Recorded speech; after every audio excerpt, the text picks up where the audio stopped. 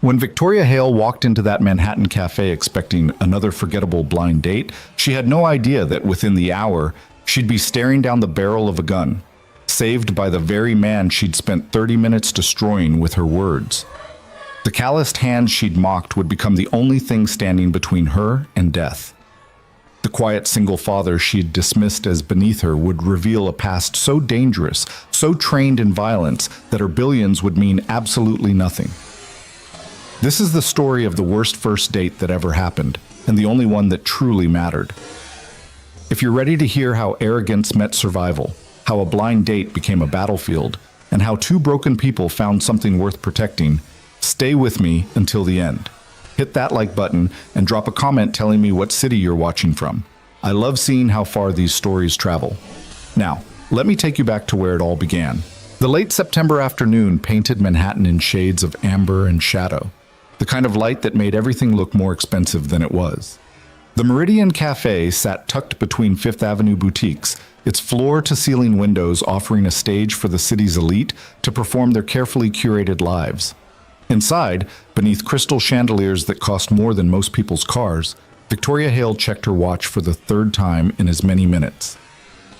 4:27 p.m., 3 minutes late. She smoothed an invisible wrinkle from her charcoal Tom Ford suit, the fabric so fine it might as well have been woven from her own ambition. At 36, Victoria had built Hale Investments into a $9 billion empire through a combination of ruthless intelligence and an almost supernatural ability to identify weakness in both markets and people. Her dark hair was pulled into a flawless chignon, her makeup applied with surgical precision, her entire presentation a declaration of control. The blind date had been Margaret's idea. Margaret Chen, her college roommate, and the only person still brave enough to suggest that Victoria's personal life resembled a wasteland. "He's different from your usual type," Margaret had said over lunch 2 weeks ago, which should have been Victoria's first warning. Victoria's usual type was venture capitalists, hedge fund managers, men who understood that relationships were strategic partnerships with measurable returns on investment. "Different how?" Victoria had asked, already composing her refusal. "He's real," Margaret had said simply. "Just give him 2 hours. That's all I'm asking." Which was how Victoria found herself occupying a corner table at the Meridian, watching pedestrians rush past on the street below, already calculating how quickly she could extract herself from whatever catastrophe Margaret had arranged. She dressed for intimidation, the suit, the Louboutin, the Cartier watch that cost what some families spent on a car. If this man was different, she'd make sure he understood exactly what league he wasn't playing in. At 4:30 precisely, the cafe door opened. Victoria's first impression was confirmation of her worst suspicions. The man who entered wasn't wearing a suit. He wore dark jeans, clean but worn, and a simple gray Henley shirt that had seen better days. Work boots, not Italian leather. No watch she could see, no designer anything, no signal that he understood the arena he'd just entered. He was tall, maybe 6'1", with dark hair slightly too long to be professionally cut, and a build that suggested physical work rather than gym memberships. As he scanned the cafe, his eyes, gray, she noted, held something she couldn't quite name. Wariness, maybe, or assessment. When his gaze found her, she saw the moment of recognition. Margaret must have shown him a photo. He walked toward her table with a quiet confidence that irritated her immediately. Confidence required credentials, and nothing about his appearance suggested he'd earned any. "Victoria?" His voice was low, careful. "I'm Ryan Brooks." She didn't stand, didn't extend her hand, just gestured to the chair across from her with the kind of casual dismissal usually reserved for waitstaff. "You're late. Traffic on the bridge." He sat down slowly as if testing the chair's stability. "I apologize." "The bridge." She let the words hang there, laden with implication. "You don't live in Manhattan. Queens, Jackson Heights." He said it without shame, which somehow made it worse. Victoria allowed herself a small, cold smile. How economical. Something flickered in his expression. Not anger exactly, but a kind of careful neutrality that people developed when they were used to absorbing insults. He reached for the water glass in front of him, and she noticed his hands, They were large, scarred across the knuckles, with calluses that spoke of manual labor. The nails were clean but short, practical. Working man's hands. She'd seen enough. I'm going to be direct, Ryan, because I respect efficiency, and I assume you do too, given your circumstances. She leaned back slightly, creating physical distance to match her emotional detachment. Margaret means well, but she has a romanticized notion of compatibility that doesn't account for practical realities. You and I exist in fundamentally different worlds. We're sitting in the same cafe, he said quietly. Are we? She gestured around them at the Art Deco fixtures and the clientele in their designer everything. This is my world. Literally, I have standing reservations here. I'm guessing you looked at the menu outside and recalculated your budget for the month. His jaw tightened almost imperceptibly. I can afford a cup of coffee. Can you? She let her gaze drift pointedly to his worn boots, his faded shirt. Because I'm looking at someone who probably took the subway here, who works with his hands, construction, maintenance, and who thought showing up in work clothes was appropriate for a first date at a place where the average entree costs $60. I work in building maintenance, he said evenly. At a hospital in Queens, I fix things when they break. Plumbing, electrical, HVAC, whatever's needed. Victoria actually laughed, a sharp sound that drew glances from nearby tables. A janitor. Margaret set me up with a janitor. Maintenance engineer, he corrected, but there was no heat in it. Just that same careful neutrality, like he was stating facts for a report. Of course! How foolish of me to use the wrong title. She signaled their waiter, a young man who materialized instantly at her table. Espresso, please. Single origin, medium roast. Then, as an afterthought, she glanced at Ryan. And for you? Regular coffee, I assume? Just water's fine, Ryan said to the waiter, who nodded and retreated. Victoria shook her head slowly, as if witnessing something both predictable and disappointing. You can't even order coffee. Let me guess, you saw the prices and did the math. What is it, $8 for a cappuccino? That's probably an hour of your wages. Something like that. His voice remained level, but his hands had moved from the table to his lap, she noticed, removing themselves from her line of fire. So why are you here? The question came out sharper than she'd intended. Surely you know this is absurd. Look at you, look at me. What exactly did you think was going to happen? That I'd be charmed by your blue-collar authenticity? That I'd find your poverty noble somehow? For the first time, something shifted in his expression. Not anger, she'd have respected anger, but something sadder. Resignation, maybe. Margaret said you were smart and successful. She said you worked hard for everything you have. She thought we might understand each other. Understand each other? Victoria tasted the words like they were spoiled. I run a $9 billion investment firm. I have 347 employees across 6 offices worldwide. I negotiate with senators and CEOs and people who move markets with their phone calls. You fix toilets. Somebody has to. The simple truth of it infuriated her. Yes, somebody does. Somebody whose aspirations topped out at a steady paycheck and benefits. Don't mistake necessity for virtue, Ryan. You do what you do because you lack the intelligence, ambition, or education to do anything else. The waiter returned with her espresso, the cup and saucer positioned perfectly on the marble table. Victoria didn't acknowledge him, didn't break eye contact with Ryan, who was watching her with those steady gray eyes that revealed nothing. When they were alone again, he spoke. You don't know anything about me. I know everything I need to know. She lifted the espresso cup, inhaled the aroma, notes of chocolate and cherry, exactly as she preferred. I know you're a single father. Margaret mentioned that, as if it was some kind of selling point rather than evidence of poor life choices. I know you work a job that requires no degree, no specialized skills, nothing that couldn't be learned in a few weeks of on-the-job training. I know you live in Queens, probably in a rent-controlled apartment that you're terrified of losing, paycheck to paycheck, one emergency away from catastrophe. She sipped the espresso, let the bitterness coat her tongue. And I know that you came here today despite knowing you were completely out of your depth, probably because Margaret guilt-tripped you, or because you were curious about what someone like me even looks like in person. Well, here I am. Look your fill. This is what success looks like when you actually work for it instead of settling for mediocrity. Ryan was quiet for a long moment, his gaze steady on her face. Then he said, Are you finished? The question surprised her. There was no anger in it, no wounded pride, just a simple inquiry, as if he was waiting for a meeting to conclude. It should have satisfied her, this evidence of his defeat, but instead it irritated her further. Does the truth hurt? She pressed. Is this the part where you get defensive, where you tell me that money isn't everything, and there's dignity in hard work and other platitudes that poor people tell themselves to feel better about their situations? No.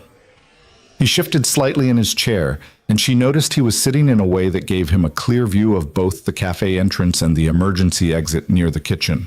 Odd positioning for someone who should be focused entirely on her.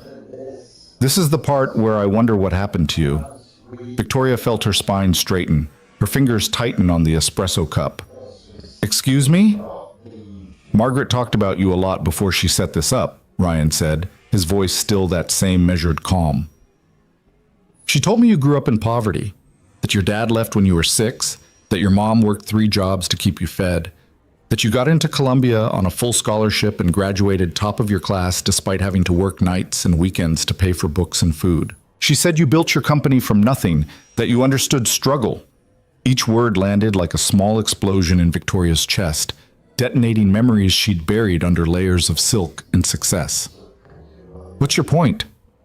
My point is that somewhere between there and here, you forgot what it felt like.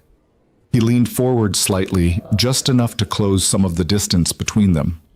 You forgot what it's like to count change for the subway, to choose between eating and paying the electric bill, to work 3 jobs and still come up short.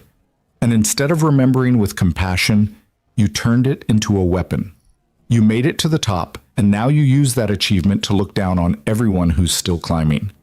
Victoria's hand trembled slightly, and she set down the espresso cup before he could see. You don't know what you're talking about, don't I? Something in his voice had changed, still quiet, but with an edge now.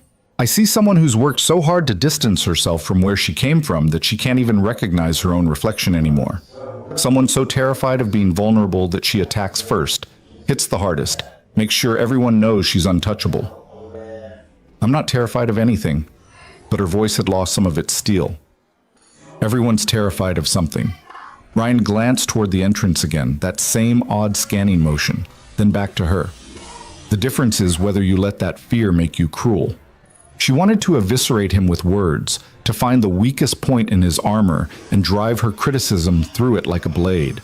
But before she could formulate her attack, she noticed something that stopped her cold.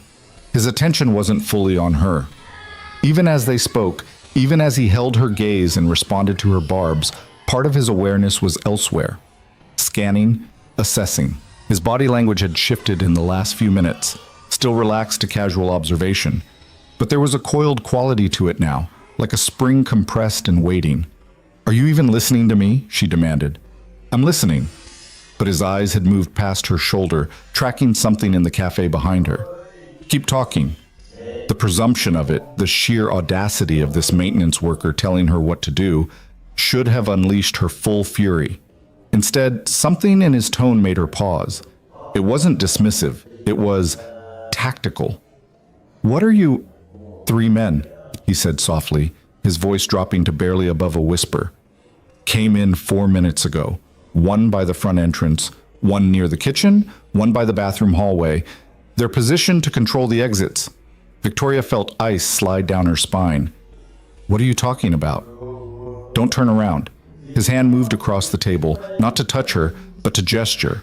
Small, contained, a signal to stay still. The one by the entrance has a bulge under his jacket, left side, probably a gun. The other 2 are carrying bags that are too rigid to be gym equipment. This was insane. This was Ryan trying to distract her from his humiliation, creating some kind of elaborate scenario to shift the power dynamic. You're being ridiculous. This is Manhattan. There are always... Victoria.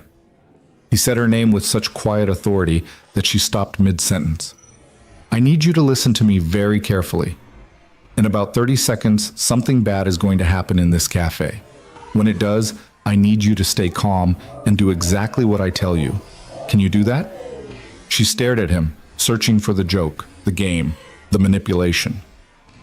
But his face was absolutely serious, his body language radiating a kind of controlled tension she'd never seen before.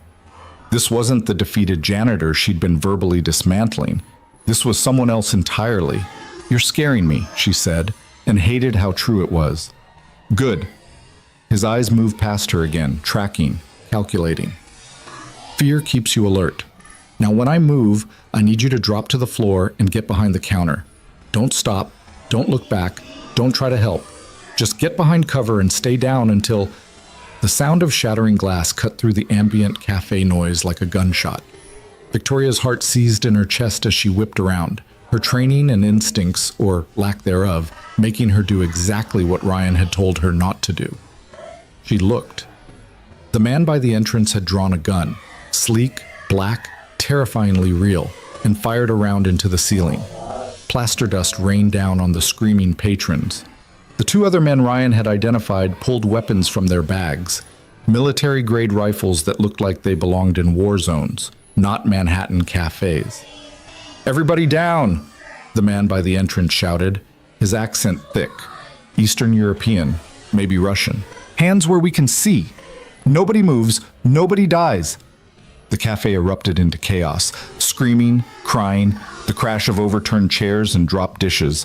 A woman near the window tried to run and was grabbed by the man near the kitchen, thrown roughly to the ground. A businessman fumbled for his phone and had it kicked from his hand, the screen shattering against the marble floor. Victoria couldn't move, couldn't breathe. Her entire worldview, the one built on control and power and the certainty that money insulated her from the world's ugliness, shattered as completely as that phone screen. This wasn't supposed to happen. Not here. Not to her.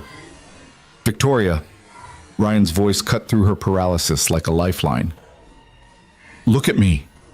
She tore her eyes from the gunman and found his face. Calm. Steady. Absolutely unfazed by the weapons and the screaming and the violence crackling through the air like electricity. "You're gonna be okay," he said, and incredibly, impossibly, she believed him. "But I need you to move. Now!" He rose from his chair in one fluid motion, positioning his body between her and the nearest gunman. His hand, that scarred, calloused hand she'd mocked, extended toward her, palm up, offering. Victoria took it. The moment her fingers touched his, the world shifted. He pulled her down and forward in one smooth motion, using the table as cover as they moved toward the counter. Around them, other patrons were dropping to the floor, some sobbing, some frozen in shock. The air smelled like fear and expensive perfume and the acrid bite of gunpowder. "Behind the counter," Ryan urged, his body still shielding hers. "Get behind it and stay low." "What about you?" The question came out strangled, barely words. "I'll be fine." He met her eyes one more time, and she saw something in them that terrified her more than the guns. Certainty. The absolute, unshakable certainty of someone who'd done this before. "Trust me." Then he was gone, moving away from her and toward the center of the cafe with a purposeful stride that defied every survival instinct screaming at him to hide. Victoria scrambled behind the counter, her Louboutins skidding on the polished floor, her perfect suit jacket torn at the shoulder. She crouched beside a young barista, college-aged, crying silently, mascara streaming down her face, and watched through a gap in the counter as Ryan walked directly into the line of fire. "You!" One of the gunmen, the leader, she guessed, the one who'd shot the ceiling, pointed his weapon at Ryan. "On the ground, now!" Ryan stopped walking, but didn't get down. He stood there, hands visible, but not raised, his posture relaxed in a way that seemed almost insulting given the circumstances. "You don't want to do this." The gunman actually laughed, a harsh sound that held no humor. "I don't want to? You see my gun, yes? You see my friends? We do exactly what we want." "I see 3 men with weapons and tactical training making a lot of noise in a cafe full of witnesses in the middle of Manhattan," Ryan said calmly. "What I don't see is an exit strategy that ends with you getting what you want and walking away alive." The cafe had gone eerily quiet, the screaming reduced to muffled sobs and frightened breathing. Every eye was on Ryan and the gunman, watching the impossible unfold. A maintenance worker in worn jeans standing up to armed robbers like he was discussing plumbing repairs. The gunman's expression darkened. "You think you're a hero? You think you save everyone?"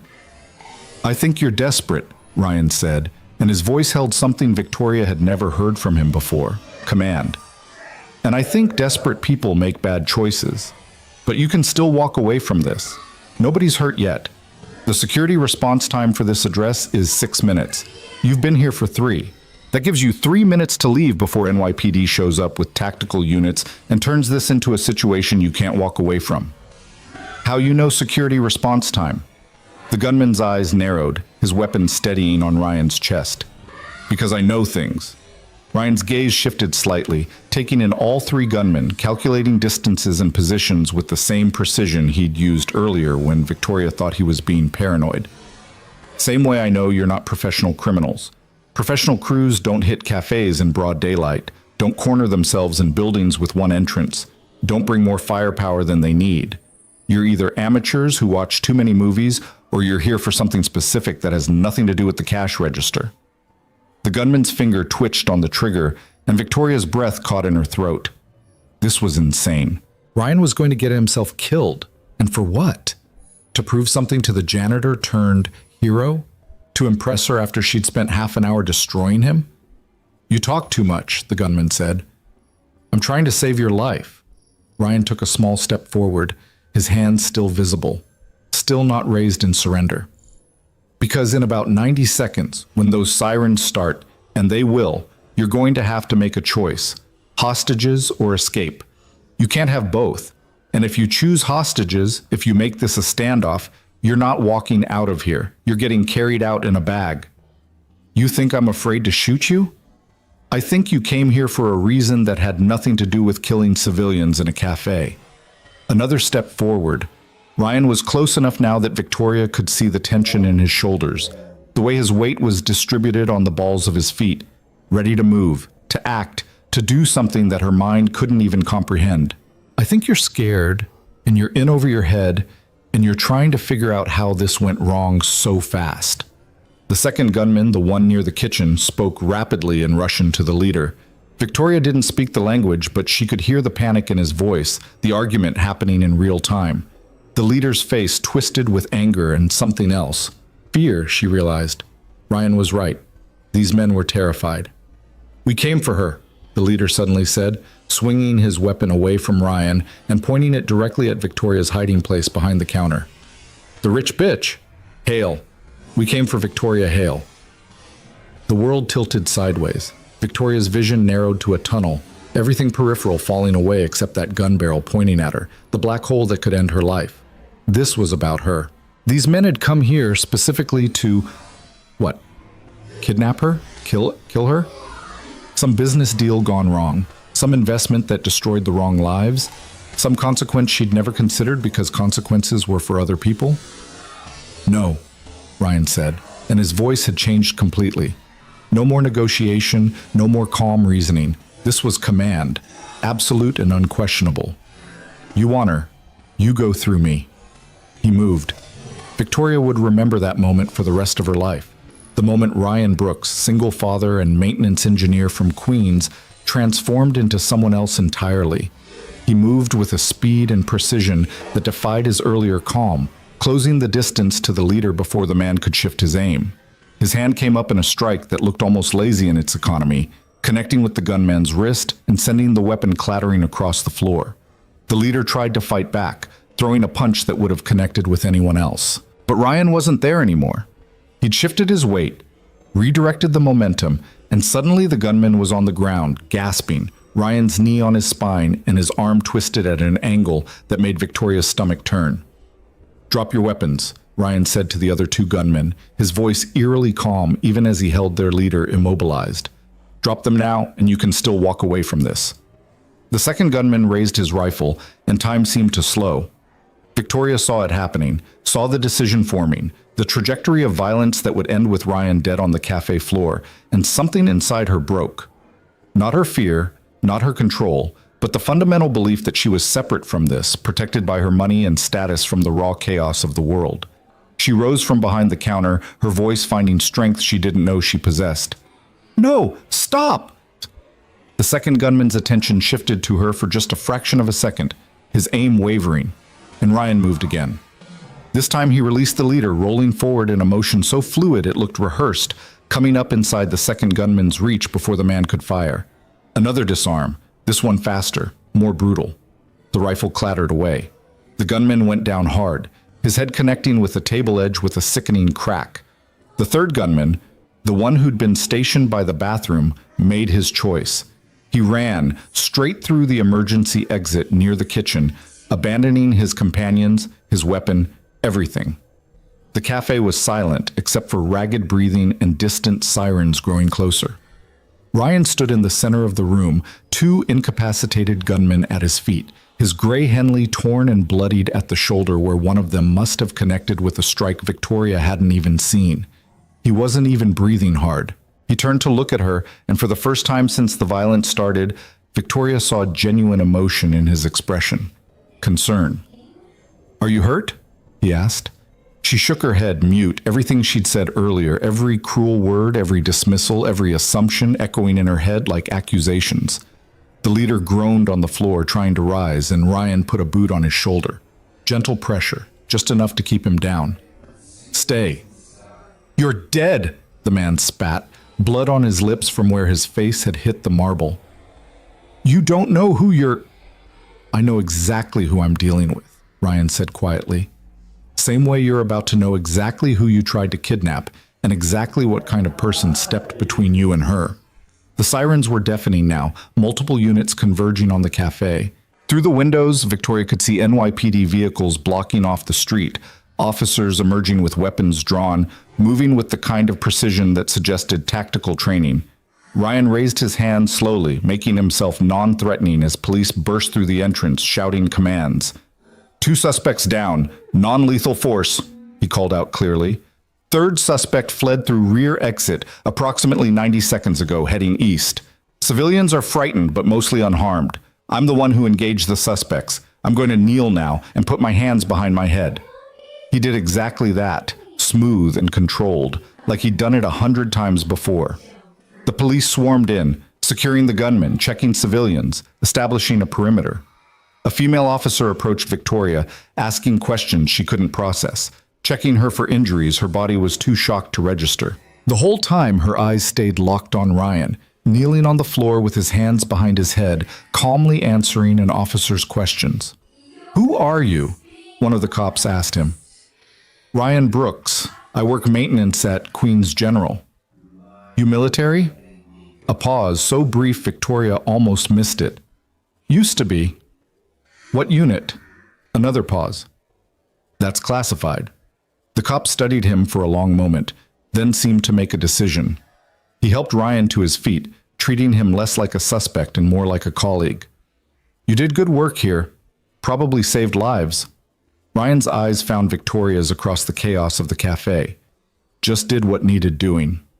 As paramedics moved through the space, treating minor injuries and checking for shock, as police took statements and secured evidence, as the reality of what had almost happened settled over the room like a heavy blanket, Victoria remained behind the counter. Not because she was hiding anymore, but because her legs literally wouldn't hold her. The worst blind date of her life had become something else entirely, and the man she'd spent 30 minutes destroying with her words had just proven that everything, every assumption, every judgment, every cruel observation had been devastatingly, completely wrong. The paramedic's flashlight beam cut across Victoria's eyes for the third time, and she forced herself not to flinch. Her body felt disconnected from her mind, operating on some autopilot that allowed her to answer questions. No, she wasn't hurt. Yes, she could follow the light with her eyes. No, she didn't need to go to the hospital, while her thoughts spiraled in directions she couldn't control. "Ma'am, you're in shock," the paramedic said gently. She was young, maybe 25, with kind eyes that had probably seen too much trauma for her age. "It's completely normal. Your body's processing what just happened. I'd really recommend—" "I'm fine." Victoria's voice came out sharper than she intended, the old armor snapping back into place even as her hands trembled against her thighs. "I need to speak with the police. I need to understand why those men—" "Ms. Hale!" A detective approached, his shield clipped to his belt, his expression professionally neutral. He was older, maybe 50, with gray threading through his dark hair and the kind of weathered face that came from decades of seeing humanity at its worst. "I'm Detective Marcus Chen. I need to ask you some questions about what happened here today." Victoria nodded, grateful for something concrete to focus on, questions she could answer, facts she could control. "Of course. Whatever you need." Detective Chen glanced at the paramedic, who reluctantly stepped back to give them space. He pulled over a chair, one of the cafe's expensive velvet seats, now askew from the chaos, and sat down across from Victoria, his notepad open. "First, are you physically injured in any way?" "No." "Can you tell me what you were doing at the Meridian Cafe this afternoon?" "I was meeting someone. A blind date." The words felt absurd now, ridiculous. A blind date that had turned into an attempted kidnapping. "Ryan Brooks. We were supposed to have coffee." "And you'd never met Mr. Brooks before today?" "No. A friend set it up. Margaret Chen. Any relation?" A flicker of something crossed the detective's face. "My sister, actually. Small world." He made a note. "Did Mr. Brooks say or do anything unusual before the suspects entered the cafe?" Victoria's mind flashed back to those moments before the glass shattered, to Ryan's sudden alertness, the way he'd tracked the gunmen's movements before they'd even revealed themselves. He noticed them, before they pulled weapons, before anything happened. He saw them positioning themselves and knew something was wrong. How did he know? "I don't know." She realized she was gripping the edge of the counter hard enough to hurt, and forced her fingers to relax. He said they were controlling the exits. He told me to stay calm, that something bad was about to happen. I thought he was being paranoid or trying to distract me from... She stopped abruptly, unwilling to voice what she'd been doing before the world exploded. "From what, Ms. Hale?" Victoria met his eyes, and something about his steady professional gaze made her tell the truth. "From the fact that I was being cruel to him. I spent the first half hour of our date telling him he was beneath me, that he was poor and uneducated and completely unsuitable. I was trying to end the date as quickly as possible when he noticed the gunmen." Detective Chen's expression didn't change, but she saw understanding flicker there. "And after the suspects revealed themselves?" "He protected me." The words came out quieter than she intended. "He put himself between me and their guns. He disarmed 2 of them with his bare hands. He told them to leave before the police arrived, tried to give them an out even though they'd come here to..." Her voice caught. "They came here for me. The leader said they came for me specifically. Why would they do that?" "That's what we're trying to determine." Detective Chen flipped a page in his notebook. "Do you have any enemies, Ms. Hale? Anyone who might want to harm you or use you for ransom?" Victoria almost laughed, but it came out as something broken. "I run a $9 billion investment firm. I've destroyed companies, restructured others, put people out of work in the name of efficiency and profit margins. I have hundreds of enemies, thousands maybe. People who lost their jobs, their investments, their futures because of decisions I made. But to actually come after me physically? To try to kidnap me?" She shook her head. "That requires a different kind of hatred, or desperation." "We'll need a list of your recent business dealings," Detective Chen said. "Particularly any that involved foreign entities or individuals who might have connections to Eastern European organized crime." The words sent ice through her veins. "Organized crime? You think this was..." The suspects are being questioned now, but preliminary identification suggests they have ties to a Russian criminal organization operating in Brighton Beach. "We're working to determine if this was a kidnapping for ransom, retaliation for a business dispute, or something else entirely." He paused, studying her face. "You're a high-profile target, Ms. Hale. Wealthy, powerful, recognizable. That makes you vulnerable in ways you may not have considered." Victoria thought about her penthouse apartment with its floor-to-ceiling windows overlooking Central Park, about the car service that picked her up every morning, about the restaurants and events she attended where her presence was noted in society columns. She'd built her life to be visible, to be known, to prove to everyone, including herself, that she'd made it. The idea that visibility could be weaponized against her had never occurred to her. "What happens now?" she asked. "We investigate. We question the suspects. We trace their connections and try to determine if there are additional threats." Detective Chen closed his notebook. "In the meantime, I'd recommend increased security, private protection, changes to your routine, heightened awareness of your surroundings. I can't just hide in my apartment.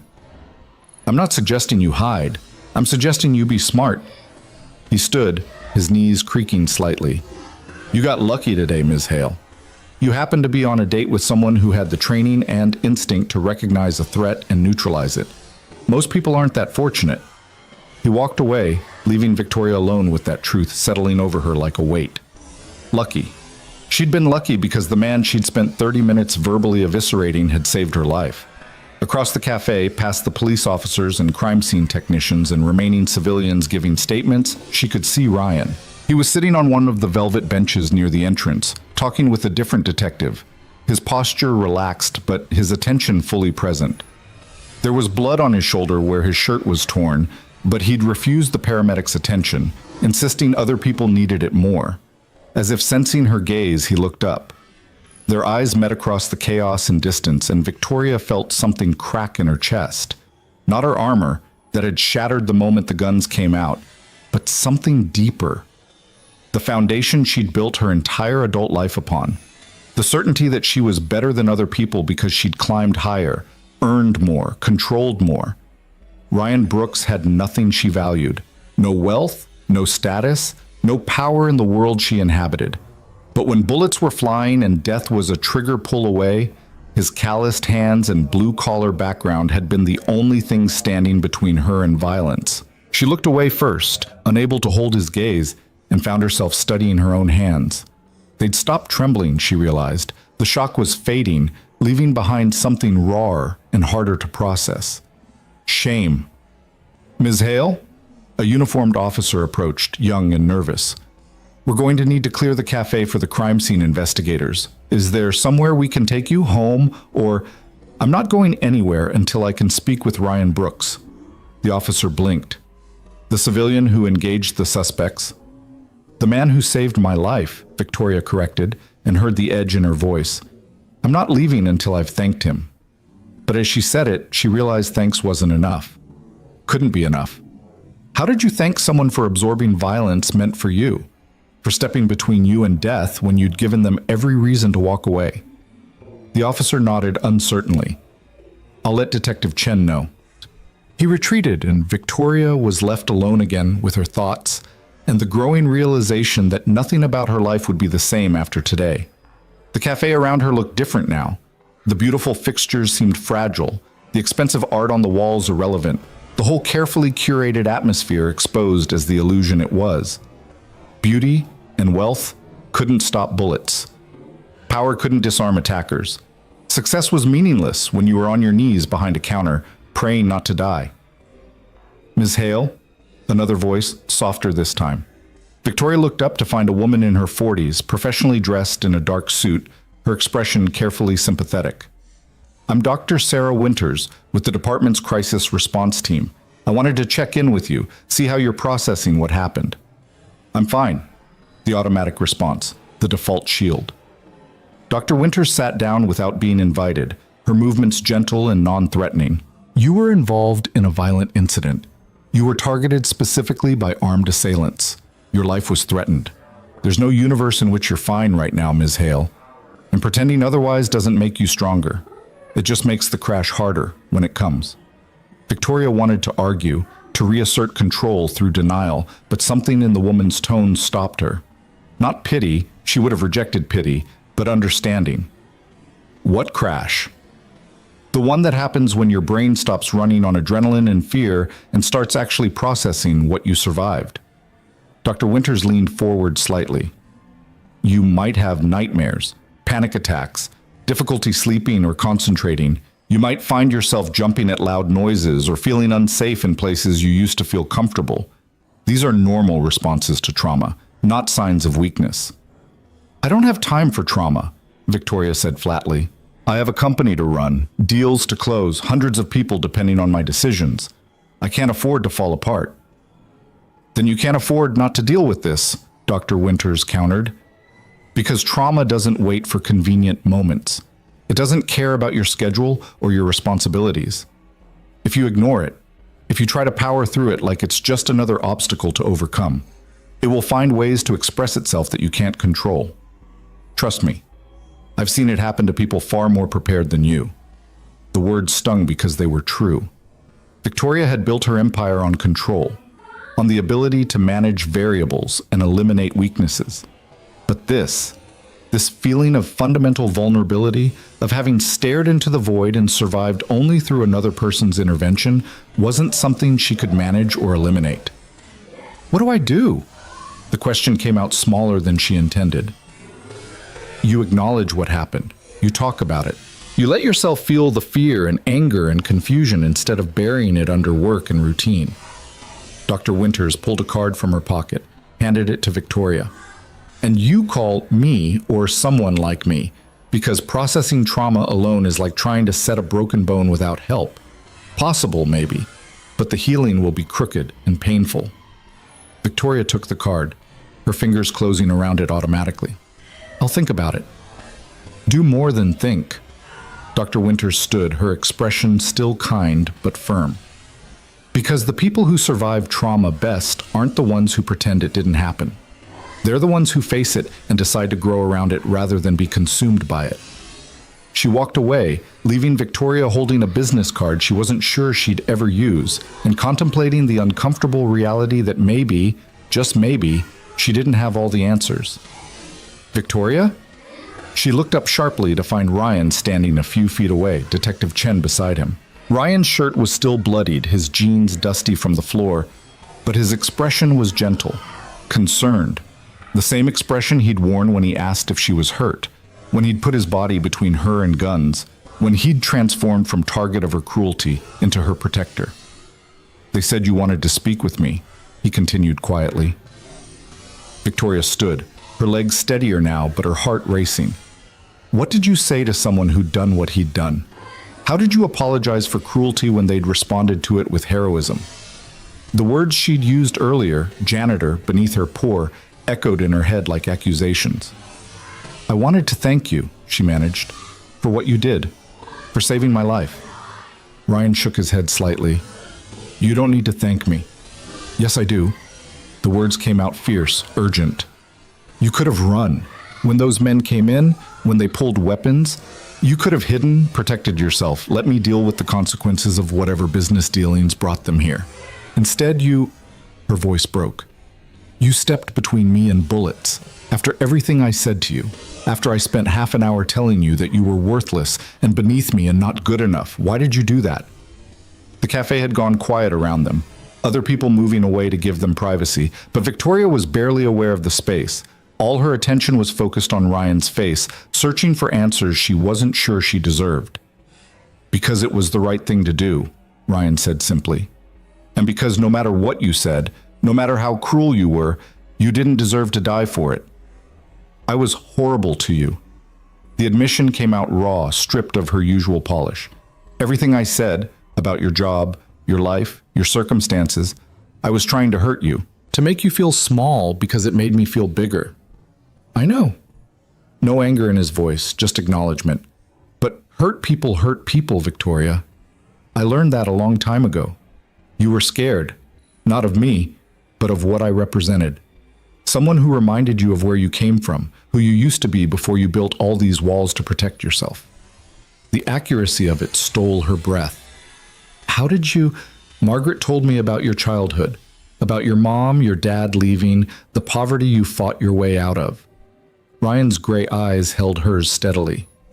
"She thought it would help me understand you, and it did. I saw someone who'd been hurt so badly that she decided never to be vulnerable again, never to be the weak one, never to be looked down on.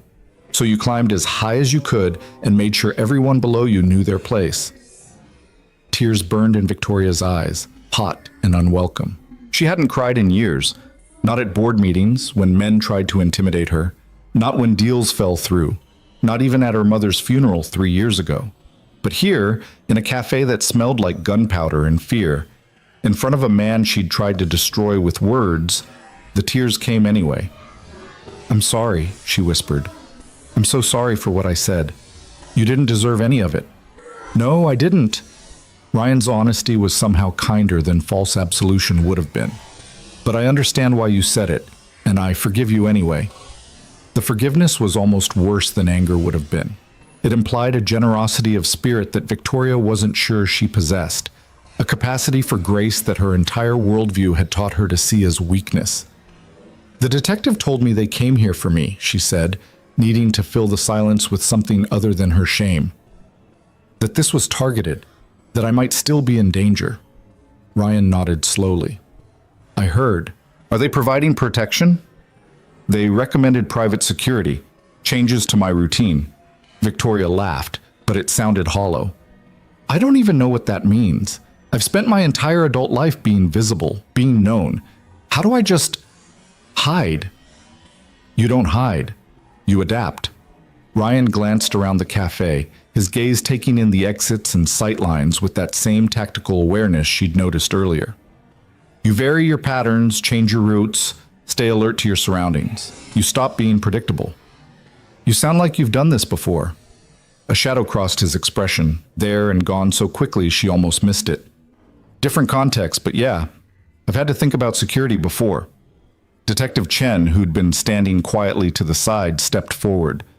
"Mr. Brooks, we're going to need you to come down to the precinct for a more detailed statement. The district attorney's office will want to talk to you about the use of force, though given the circumstances, I don't anticipate any charges." "Charges?" Victoria's voice came out sharper than she intended. "He saved lives. He stopped a kidnapping. Why would there be any question of charges?" "Civilian use of force is always reviewed, Ms. Hale, especially when it results in injuries to the suspects." Detective Chen's tone was patient but firm. "It's standard procedure. Mr. Brooks understands that. Don't you, sir?" "Yeah, I understand." Ryan turned to Victoria, and something in his expression made her chest tighten. "Are you going to be okay? Getting home, I mean. Do you have someone who can stay with you tonight?" The question was so simple, so practical, and it highlighted the fundamental isolation of her life. Did she have someone? Friends who were really friends, not business contacts? Family beyond the mother she'd buried? Anyone who would drop everything to sit with her in the aftermath of trauma? "I'll be fine," she said, and heard how empty it sounded. "I always am." Ryan studied her face for a long moment, and she had the uncomfortable sense that he could see straight through the lie. "If you need anything, if you feel unsafe or just want someone to talk to, Margaret has my number. Don't hesitate to call." He was offering help. After everything, he was offering to help her. "I don't deserve your kindness," Victoria said quietly. "Maybe not," Ryan agreed, and there was a hint of something in his voice, humor maybe, or just honest assessment. "But I'm offering it anyway. What you do with it is up to you." Detective Chen cleared his throat. "Mr. Brooks, we really need to go." Ryan nodded, but before he could leave, Victoria found herself reaching out, her hand catching his arm. He stopped, looking down at where her perfectly manicured fingers rested on his bloodied sleeve. "Your daughter," Victoria said, the words coming out before she'd fully formed the thought. "You mentioned you're a single father. Is someone watching her? Does she know you're okay?" Something shifted in Ryan's expression, softening, warming in a way she hadn't seen before. "My neighbor's got her, Mrs. Kowalski. She's probably making Emma dinner right now, helping with homework. Emma knows I had plans, but she doesn't know about this. I'll tell her something age-appropriate later." "How old is she?" 8. Pride colored his voice, unmistakable and genuine. "She's in 3rd grade, loves reading, hates math, wants to be a veterinarian when she grows up." Victoria tried to imagine it. Ryan Brooks going home to a daughter, helping with homework, making dinner in a small apartment in Queens. A life built around something other than profit margins and power dynamics. A life where success was measured in bedtime stories and parent-teacher conferences rather than board meetings and stock prices. "She's lucky to have you," Victoria said, and meant it. "I'm lucky to have her." Ryan gently extracted his arm from her grip, but the gesture wasn't unkind. "She's the reason I do everything I do. The reason I work, the reason I stayed in New York, the reason I—" He stopped, seemed to reconsider his words. "She's my whole world." "Mr. Brooks." Detective Chen's patience was clearly wearing thin.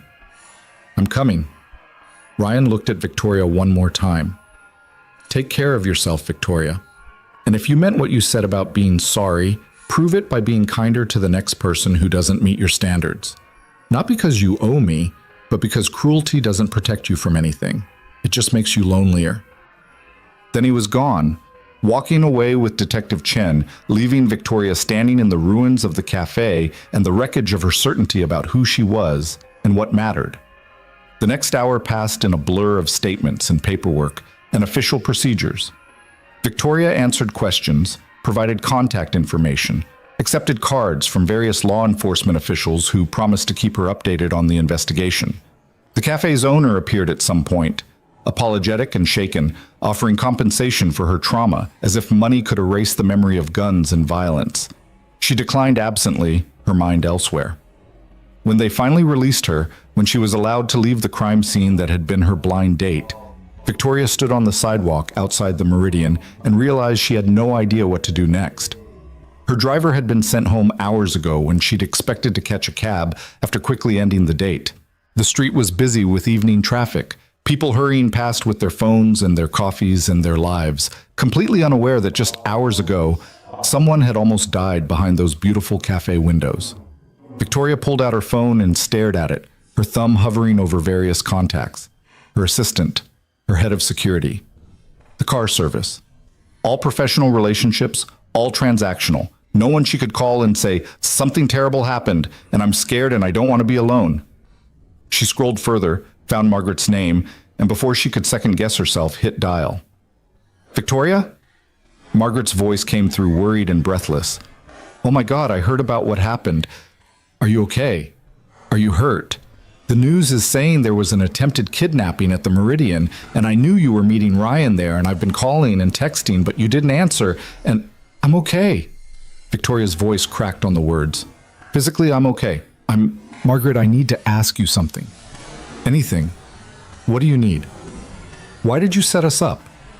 The question came out plaintive, almost childlike. "You had to know we were completely incompatible. You had to know I'd be awful to him, so why did you do it?" Margaret was quiet for a moment, and Victoria could hear street noise in the background. Margaret was probably walking home from her office in the East Village, navigating the evening crowds. When she spoke, her voice was gentle but firm. "Because I love you, Victoria. You're brilliant and driven and loyal to the people you care about. But you're also so lonely it breaks my heart. You've built this perfect, controlled life where no one can hurt you, and in the process, you've made it impossible for anyone to love you either." The words landed like physical blows, precise and devastating. "I thought if you met someone real," Margaret continued, "someone who'd lived through struggle and come out kind instead of cruel, someone who prioritized things that actually matter over things that just look impressive, maybe you'd see another way of being. Maybe you'd remember that the girl who fought her way out of poverty and into Colombia didn't do it to become the kind of person who looks down on others. She did it to have choices, to have freedom, to have a life where she didn't have to be afraid anymore." "I was horrible to him," Victoria whispered, her vision blurring with tears she could no longer hold back. "I said terrible things. And then he saved my life anyway." "That's who Ryan is," Margaret said softly. "He's a good man, Victoria, one of the best I know. And you know what? I think underneath all your armor and cruelty and fear, you're a good person too. You've just forgotten how to be one."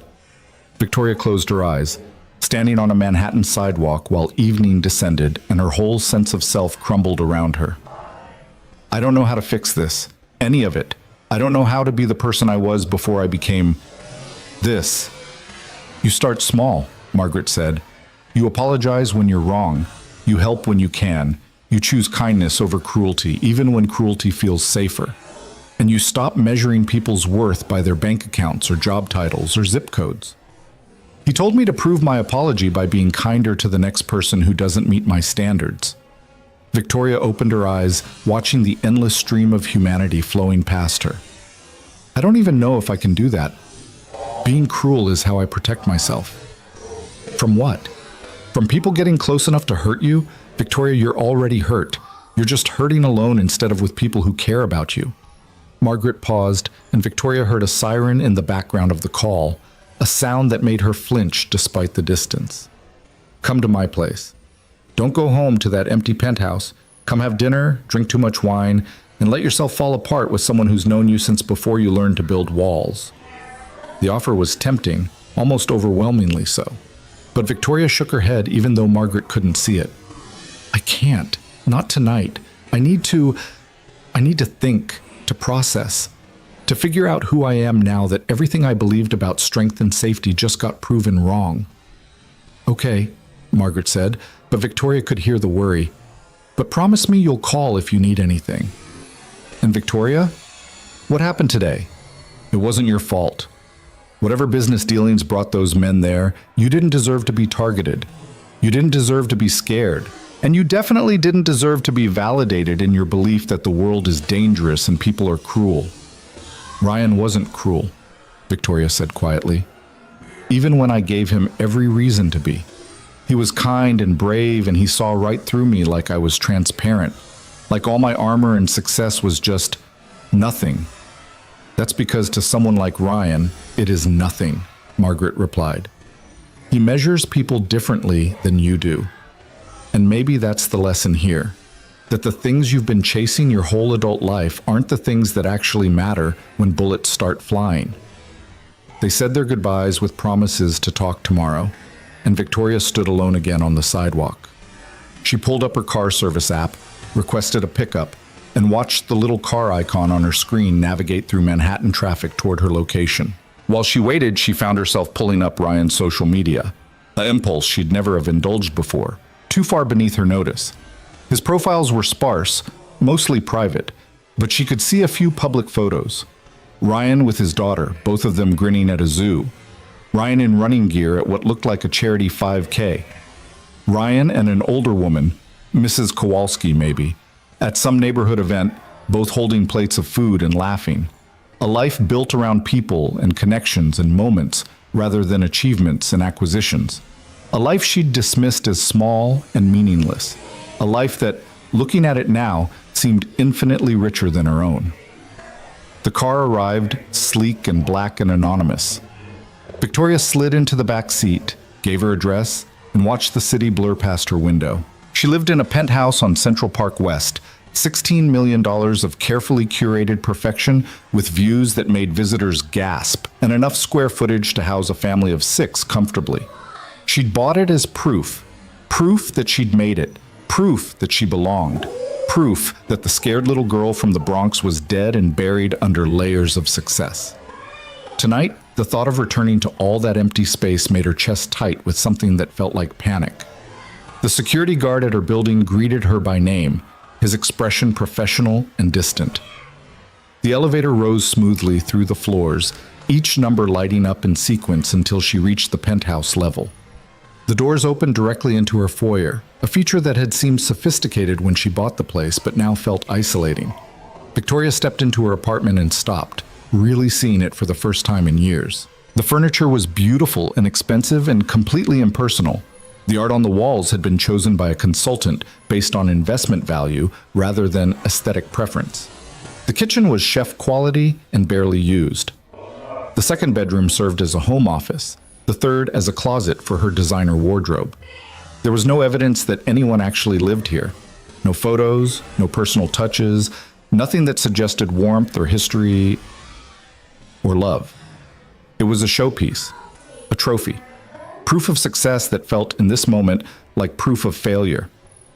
Her phone buzzed, a text from her head of security confirming that he'd received the police report and was implementing enhanced protocols starting tomorrow. Another text from her assistant, asking if she needed anything. A third from her company's PR director, warning her that the attempted kidnapping had made the news and they should prepare a statement. Nothing from anyone asking how she was, if she was scared, if she needed someone to just sit with her while she processed the fact that she'd almost died today. Victoria walked to her living room windows, pressing her palm against the glass and looking out over Central Park. 16 stories below, people were walking dogs and jogging and living lives that intersected with other lives in meaningful ways. And here she stood, alone at the top, realizing that she'd spent so much time climbing that she'd never stopped to ask if the summit was worth the isolation. Her reflection stared back at her from the glass, and for the first time in years, Victoria let herself see it clearly. Not the CEO, not the billionaire, not the success story, just a woman who'd been so terrified of being hurt that she'd hurt everyone else first. A woman whose cruelty had been armor and whose armor had become a prison. Ryan's words echoed in her head. Cruelty doesn't protect you from anything. It just makes you lonelier. He was right. God help her, the maintenance worker from Queens with his calloused hands and worn clothes had seen her more clearly in 30 minutes than anyone had in decades. And instead of using that insight to manipulate or wound her, he'd used it to save her life anyway. Victoria pulled out Dr. Winter's card, studying the number printed there. Tomorrow, she thought. Tomorrow she'd call and start the work of healing whatever was broken inside her. Tomorrow she'd begin the impossible task of becoming someone different, someone better, someone who chose kindness over cruelty even when cruelty felt safer. But tonight she'd let herself feel everything. The fear, the shame, the loneliness, the devastating recognition that money and power and control meant nothing when you were kneeling behind a counter praying for someone else to save you. Tonight, she'd let herself be broken. Because maybe, just maybe, breaking was the first step toward healing. Victoria didn't sleep that night. She lay in her king-sized bed with its 1,000 thread-count sheets and watched shadows move across her ceiling, her mind replaying the cafe scene on an endless loop.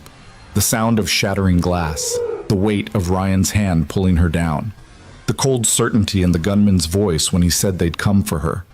Every time she closed her eyes, she saw the barrel of that weapon pointing at her hiding place, felt the paralyzing terror of knowing she was completely powerless. At 3 a.m, she gave up pretending and moved to her living room, curling up on her designer sofa with a blanket and her laptop. She told herself she was checking overnight market reports from Asia, reviewing quarterly projections, catching up on work.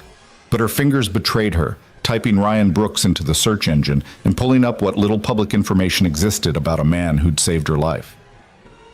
There wasn't much. No social media presence beyond those locked-down profiles she'd glimpsed earlier. A few mentions in local Queens newspapers. Ryan Brooks finishing a community 5K to raise money for the Children's Hospital. Ryan Brooks volunteering at a neighborhood cleanup day. Ryan Brooks coaching a youth soccer team. Small acts of civic participation that wouldn't register on anyone's radar but painted a picture of someone embedded in his community, contributing in ways that had nothing to do with wealth or status. She found one news article from 7 years ago, brief and buried in the archives. Local veteran returns home after medical discharge, begins new chapter in civilian life. No details about his service. No mention of what had caused the discharge. Just a generic statement about transitioning to work and building maintenance and focusing on raising his daughter after his wife's death in childbirth. The article was 3 paragraphs long and treated like filler content, but Victoria read it 5 times, trying to piece together a life from fragments. Medical discharge. That meant injury, didn't it? Or psychological trauma. Something that had ended his military career prematurely. But watching him move in that cafe, the precision, the controlled violence, the absolute certainty of someone who'd done this before, she couldn't imagine what would have forced him out. He'd moved like someone still in peak condition, still trained, still dangerous when he needed to be. What happened to you, she wondered, staring at the grainy photo accompanying the article. What did you see? What did you do? What broke you badly enough that they sent you home? And why, after everything, did you choose kindness? Dawn broke slowly over Manhattan, the sky lightening from black to gray to the pale gold of early autumn. Victoria watched it happen from her windows, still wrapped in her blanket, still searching for answers that Google couldn't provide. At 7, her phone started buzzing with messages. Her assistant confirming the day's schedule. Her head of security requesting a meeting to discuss enhanced protocols. Her PR director with a draft statement about yesterday's incident. The machine of her life grinding back into motion, pulling her back into the role she'd perfected over decades. She showered, dressed in armor, a Navy Armani suit that cost more than most people's monthly rent, and prepared to face the world as Victoria Hale, CEO, billionaire, woman who had everything under control. But her hands shook slightly as she applied her makeup, and she had to redo her eyeliner twice because the wings wouldn't match. Small cracks in the facade that no one would notice but her. The car service arrived precisely at 8. Her new driver, younger than the regular one, clearly briefed by security, didn't attempt conversation beyond confirming her destination. They took a different route than usual, varied and unpredictable, part of those enhanced protocols she'd been told were necessary. Victoria watched familiar streets pass from unfamiliar angles and felt increasingly disconnected from her own life, like she was watching someone else's story unfold. Her office occupied the top 3 floors of a midtown tower, all glass and steel and commanding views. She rode the private elevator up, her assistant meeting her the moment the doors opened with coffee and a tablet full of urgent matters requiring immediate attention. Victoria took both automatically, falling into the rhythm of her days because it was easier than thinking about yesterday. "The board wants to meet this afternoon to discuss security concerns," her assistant said, walking beside her through the halls where employees straightened up at her approach and murmured greetings she barely acknowledged. "They're worried about liability, about whether the incident represents a broader threat to company operations. And the media requests have been overwhelming. Everyone wants a statement, an interview, details about what happened." "Tell the board 3 o'clock in the main conference room," Victoria said, her voice steady despite the exhaustion dragging at her. "Tell the media we're referring all inquiries to NYPD and have no further comment at this time. Anything else?" Detective Chen called. He said it wasn't urgent, but asked if you could call him back when you have a moment. Her assistant hesitated. "And Margaret Chen called 3 times. She said to tell you that you promised to check in, and she's not above showing up at your office if you don't call her back." Despite everything, Victoria felt her mouth twitch towards something almost like a smile. That was Margaret, bulldozing through boundaries in the name of friendship, refusing to accept dismissal or deflection. "I'll call her." Her office was exactly as she'd left it yesterday morning, before the blind date that had changed everything. Mahogany desk, leather chairs, abstract art that had been featured in Architectural Digest. The entire east wall was windows overlooking the city, and her west wall was lined with awards and photographs from various industry events. Victoria shaking hands with politicians and CEOs and other people who moved in her stratosphere. Evidence of success, of belonging, of mattering. It all felt hollow now. She sat behind her desk and stared at her computer screen without seeing it, her mind drifting back to the cafe, to Ryan's calm voice telling her to stay down, to the way he'd moved between her and danger without hesitation. That man, the one who disarmed attackers with his bare hands and negotiated with gunmen like he was discussing plumbing repairs, that man had a daughter he went home to, a life built around something other than proving his worth to a world that had tried to break him. Victoria pulled out her phone and dialed Margaret before she could second-guess herself. "About damn time," Margaret answered, skipping past pleasantries. "You didn't call last night. You didn't answer my text. I was 2 seconds away from filing a missing persons report." "I'm sorry. I couldn't." Victoria stopped, unsure how to explain the paralysis that had gripped her, the inability to reach out even to the one person who genuinely cared. "I needed time alone. Alone in that sterile penthouse, processing trauma by yourself, like you process everything else, with no support, no comfort, no human connection whatsoever." Margaret's voice softened slightly. "Victoria, you almost died yesterday. You don't have to be strong right now. You're allowed to fall apart." "I can't afford to fall apart. I have 347 employees depending on me, billions in assets under management, responsibilities that don't pause for trauma." But even as she said it, Victoria heard the hollowness of the words. Responsibilities to what? To whom? To shareholders and profit margins and a company that would replace her within days if she disappeared tomorrow? "How's Ryan?" The question came out before she could stop it, revealing more vulnerability than she'd intended.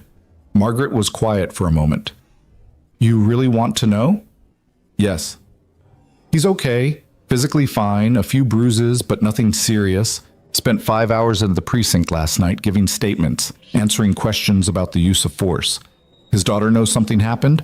Hard to keep that kind of thing quiet when it's all over the news.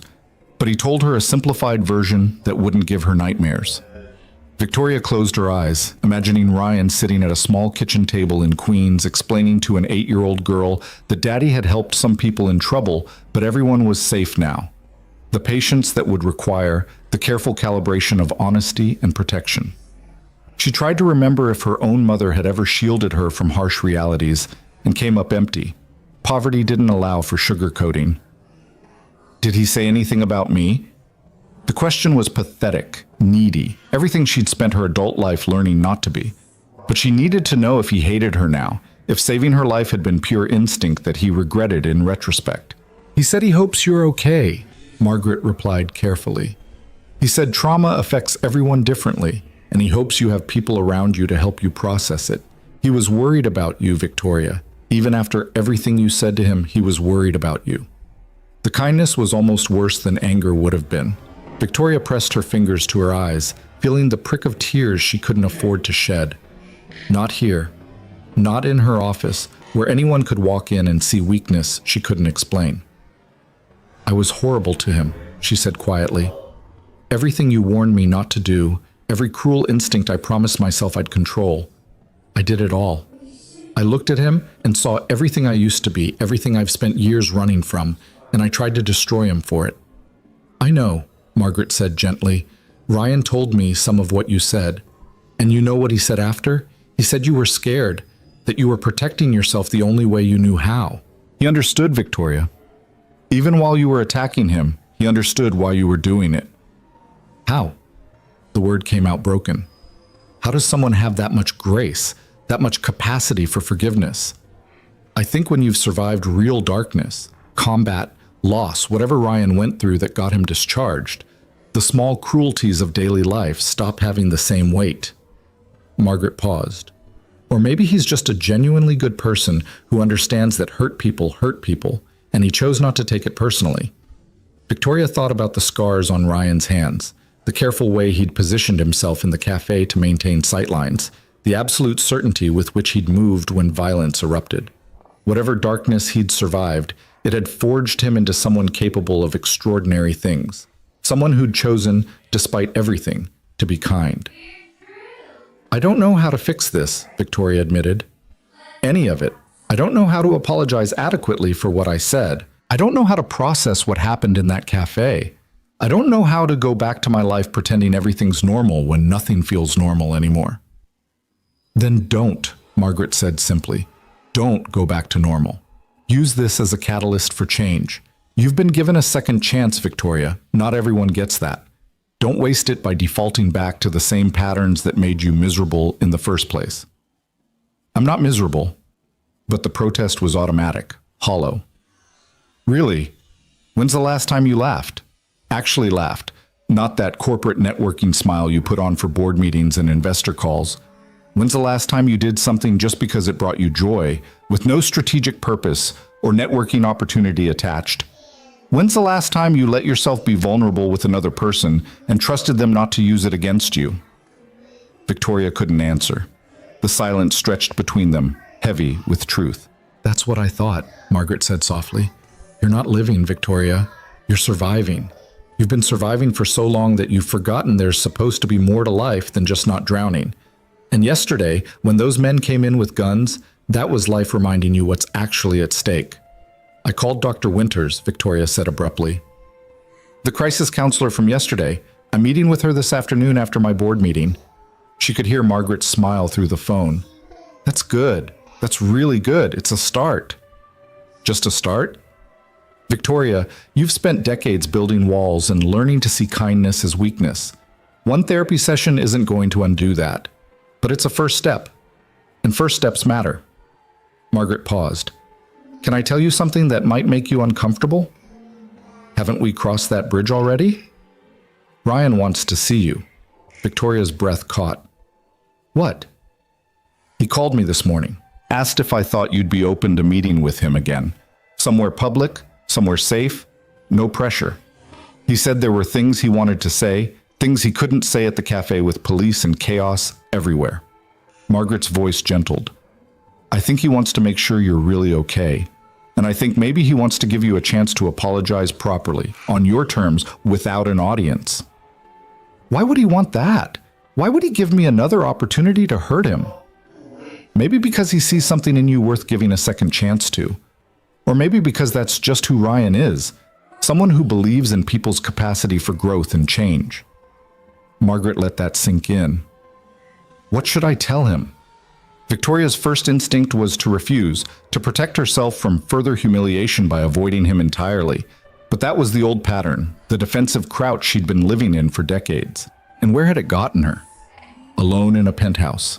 Friendless, except for Margaret, powerful but paralyzed, successful but suffocating. "Tell him yes," she said, the words feeling like stepping off a cliff. "Tell him I'll meet him, whenever, wherever he wants. I owe him that much at least." "You owe him a lot more than that," Margaret said, but her tone was approving. "But it's a start. I'll let him know." They hung up, and Victoria sat alone in her office, staring out at the Manhattan skyline and trying to reconcile the woman she'd been yesterday morning with the woman she was becoming.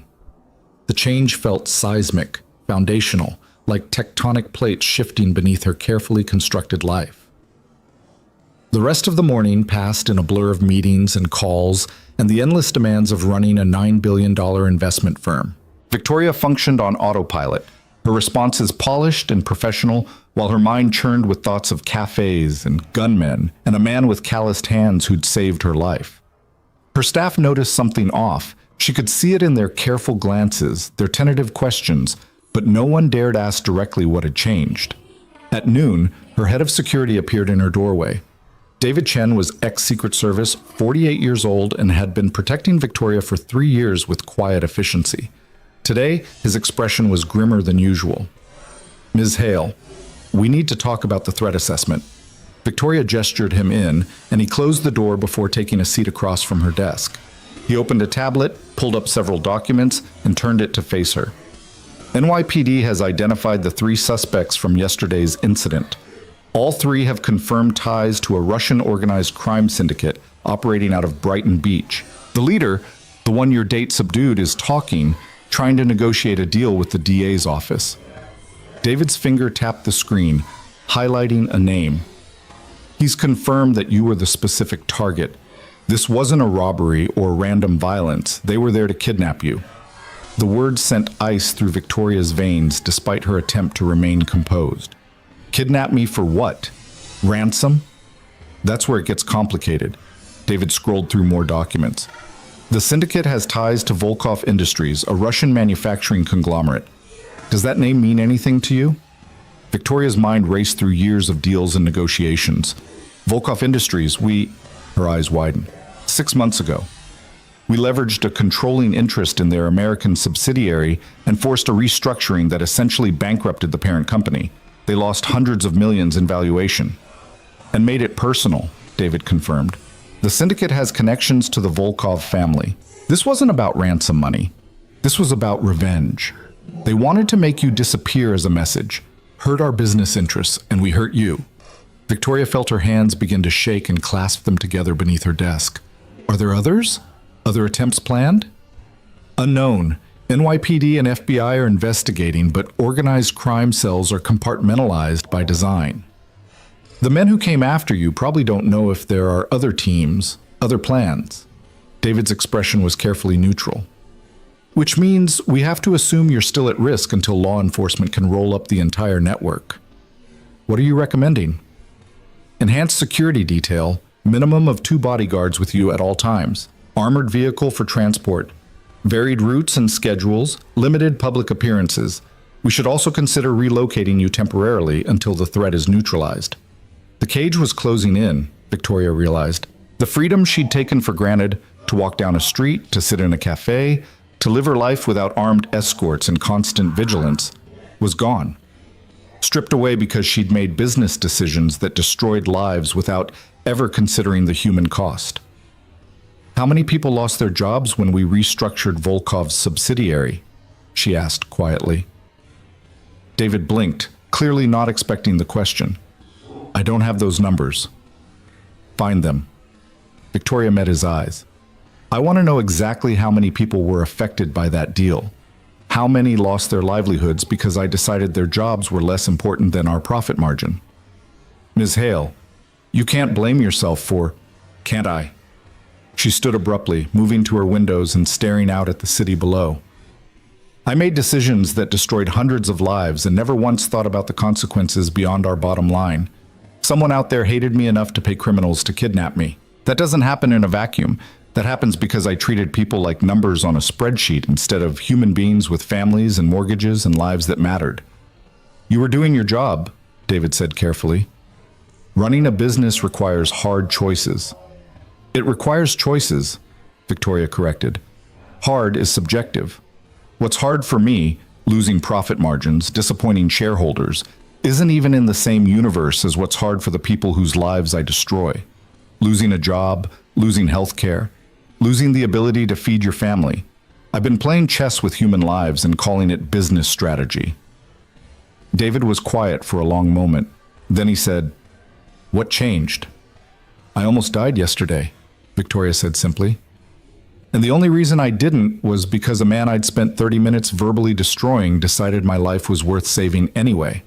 That kind of grace, that kind of fundamental human decency, doesn't come from my world, David. It comes from people who actually understand what it means to suffer and choose compassion anyway." She turned from the window to face him. "Implement your security recommendations. But I'm not hiding. I'm not going to let fear turn me into a prisoner any more than I already was. Whatever changes need to happen in my life, I want to face them head on, not barricaded in some safe house pretending the world outside doesn't exist." David nodded slowly, his respect visible despite his concern. "I'll coordinate with NYPD and keep you updated on the investigation.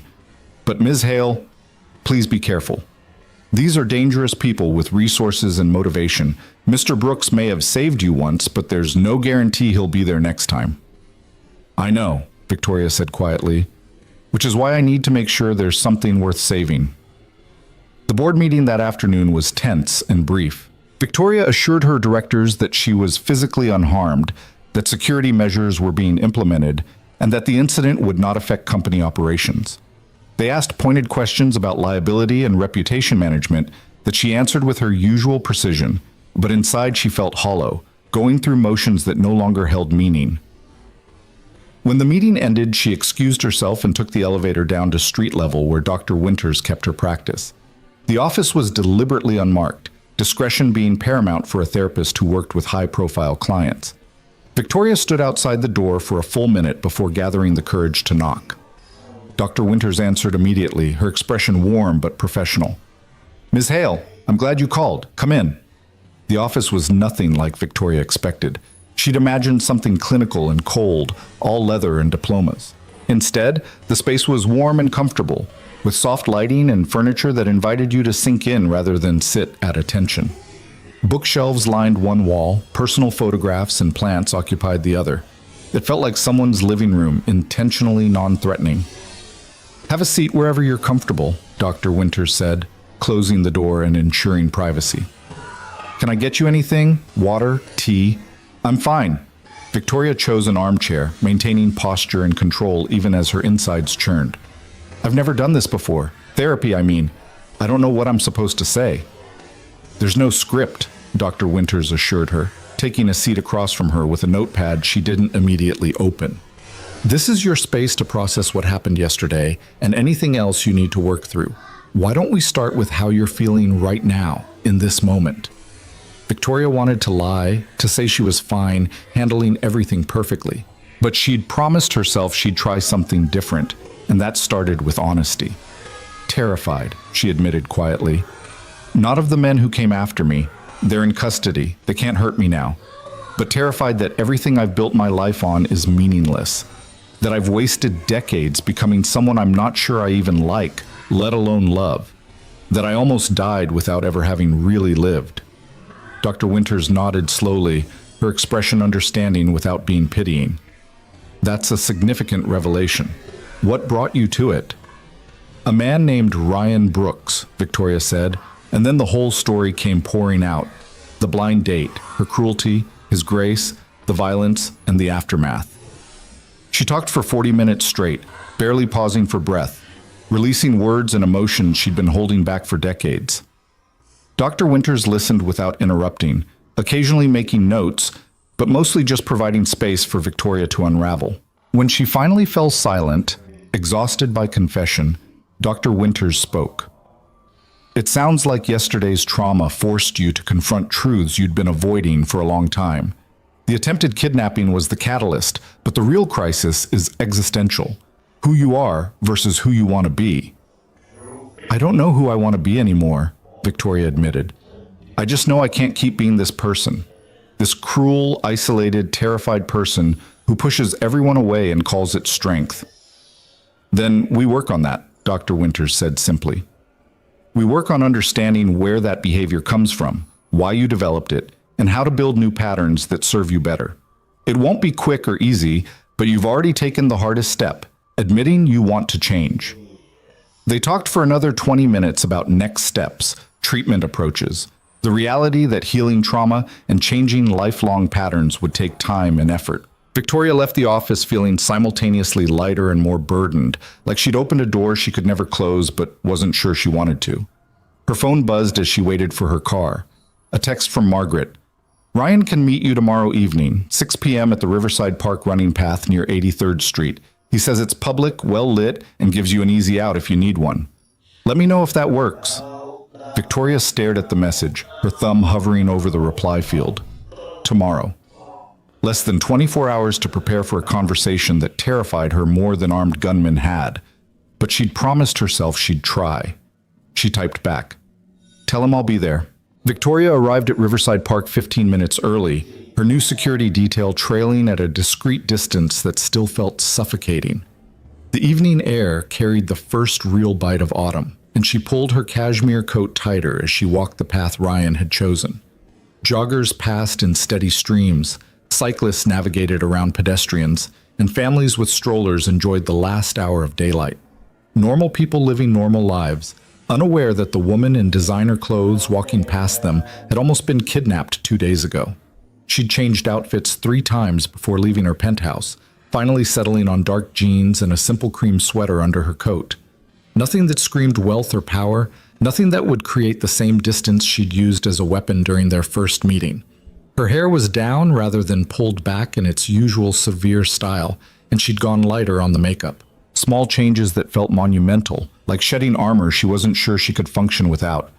At precisely 6 o'clock, she saw him. Ryan was sitting on a bench overlooking the Hudson, dressed in jeans and a dark jacket, his posture relaxed but alert. Even from a distance, she could see the way he tracked his surroundings, that same tactical awareness she'd witnessed in the cafe. He noticed her approach and stood, his expression carefully neutral. "Victoria," he said as she reached him. "Thanks for coming." "Thank you for agreeing to see me again." Her voice came out steadier than she felt. "After everything I said, you had every right to refuse." "I don't operate on rights," Ryan replied quietly. "I operate on what seems right, and this seemed right." He gestured to the bench. "Want to sit, or would you prefer to walk?" "Walk," Victoria decided. Movement felt safer somehow, less confrontational than sitting face to face. "If that's okay with you." They started down the path together, maintaining a careful distance between their bodies, their pace slow and unhurried. For a long moment, neither spoke. The silence filled with the sounds of the park, children laughing, dogs barking, the distant horn of a boat on the river. Finally, Victoria broke the quiet. "I've been trying to figure out how to apologize to you. I've drafted speeches in my head, practiced what I'd say, but nothing feels adequate for what I did." "Then don't make a speech," Ryan said. "Just talk to me. Like I'm a person, not an audience you're trying to impress or a subordinate you're managing." The gentle correction stung precisely because it was true. "I'm not sure I know how to do that anymore. Talk to people like they're people, I mean. I've spent so long viewing every interaction as strategic that I've forgotten how to just be human." "That's sad," Ryan said, and there was no judgment in it, just honest observation. "And exhausting, I'd imagine. Always calculating, always performing, never letting your guard down. It's safer." Victoria watched a little girl chase pigeons, her laughter bright and uncomplicated. "If you never let anyone in, they can't hurt you. They also can't love you, can't know you, can't give you anything real." Ryan glanced at her, his gray eyes thoughtful. "Is that really safety, or is it just a different kind of prison?" Victoria felt tears prick her eyes and blinked them back. "I said terrible things to you, about your job, your life, your worth as a person. I looked at you and saw everything I've been running from: poverty, struggle, vulnerability. And I tried to destroy you for reminding me of it. There's no excuse for that, no justification. I was cruel because I was scared, and that's not good enough. No, it's not, Ryan agreed, and the honesty was somehow kinder than false absolution would have been. You hurt me. Not because I believed what you said. I know my worth doesn't come from my bank account or job title. But because I saw someone in pain lashing out, and I couldn't help. That's what hurt. Watching you self-destruct and knowing you'd never accept help from someone you considered beneath you. I don't consider you beneath me.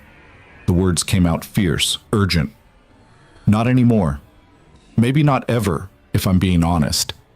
I think some part of me recognized immediately that you had something I'd lost. Integrity, peace, genuine connection to other people. And I hated you for it. Because if you could have those things while working in maintenance and living in Queens, then what did that say about all my wealth and success? They passed under a tree dropping early leaves, golden and red against the darkening sky. Ryan was quiet for several steps, processing her words. When he spoke, his voice was gentle but firm. It says that you've been chasing the wrong things. Money and power aren't inherently bad, Victoria, but when you make them your only measure of worth, when you sacrifice everything else to get them, connection, kindness, vulnerability, joy, you end up rich and miserable. And that's not success. That's just expensive loneliness. My therapist said something similar yesterday, Victoria admitted. She said I've been surviving instead of living, that I've built such high walls to protect myself that I've trapped myself inside them. You're seeing a therapist? Ryan's tone shifted, warming slightly. That's good. That takes courage. Does it? It feels like weakness, like admitting I can't handle things on my own. Asking for help when you need it is one of the strongest things a person can do, Ryan said firmly. It's pride that makes you think you have to suffer alone.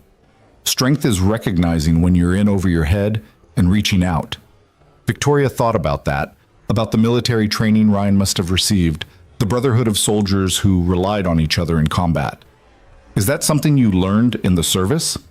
His stride faltered almost imperceptibly. Among other things. Margaret said you were medically discharged. I'm not asking you to share anything you don't want to, but Victoria hesitated, then pushed forward. The way you moved in that cafe, the speed, the precision, the complete lack of fear. That wasn't standard military training. What were you? Ryan stopped walking, turning to face her fully. The setting sun cast his face in shadow, making his expression hard to read. Why do you want to know? Because I can't reconcile the man who saves lives with the man who clearly knows how to end them. Victoria met his gaze steadily. Because everything about you suggests violence as a familiar companion, but everything I've witnessed suggests you've chosen peace. And I want to understand how someone does that. How you live with whatever darkness you've seen and still choose kindness. For a long moment, Ryan said nothing. Then he started walking again, and Victoria fell into step beside him. When he spoke, his voice was low and careful, each word chosen with precision. I was Special Forces. Multiple deployments, operations I can't discuss. Things I did that I'll carry for the rest of my life. He kept his eyes forward, watching the path ahead. I was good at it. Too good, maybe. And then one day I wasn't anymore. Something broke inside me. Not physically, though the doctors found enough damage to justify the discharge. But mentally, emotionally, I couldn't do it anymore. Couldn't be that person. What changed? Victoria asked softly. I watched a friend die because of a decision I made. A good man with a wife and a baby girl he'd never met. Ryan's jaw tightened. I'd made dozens of decisions that got people killed. That was the job. Those were the stakes. But this one was different. This one was because I was arrogant, because I thought I knew better than the intelligence, because I let pride override caution, and he paid for it. The pain in his voice was so raw that Victoria felt it in her own chest. I'm sorry. Me too. Ryan's hands clenched briefly at his sides, then released. I came home after that.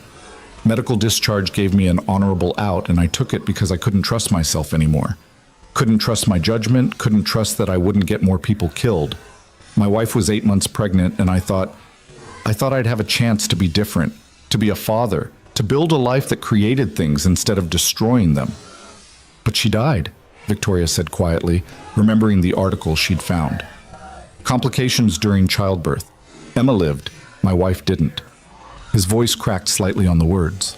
I held my daughter for the first time in a hospital room where my wife's body was still warm, and I made a promise that I'd be the person Emma needed, that I'd choose peace over violence, kindness over anger, connection over isolation, that I'd prove every day that life has value, that people matter, that the darkness I'd lived in didn't have to define me.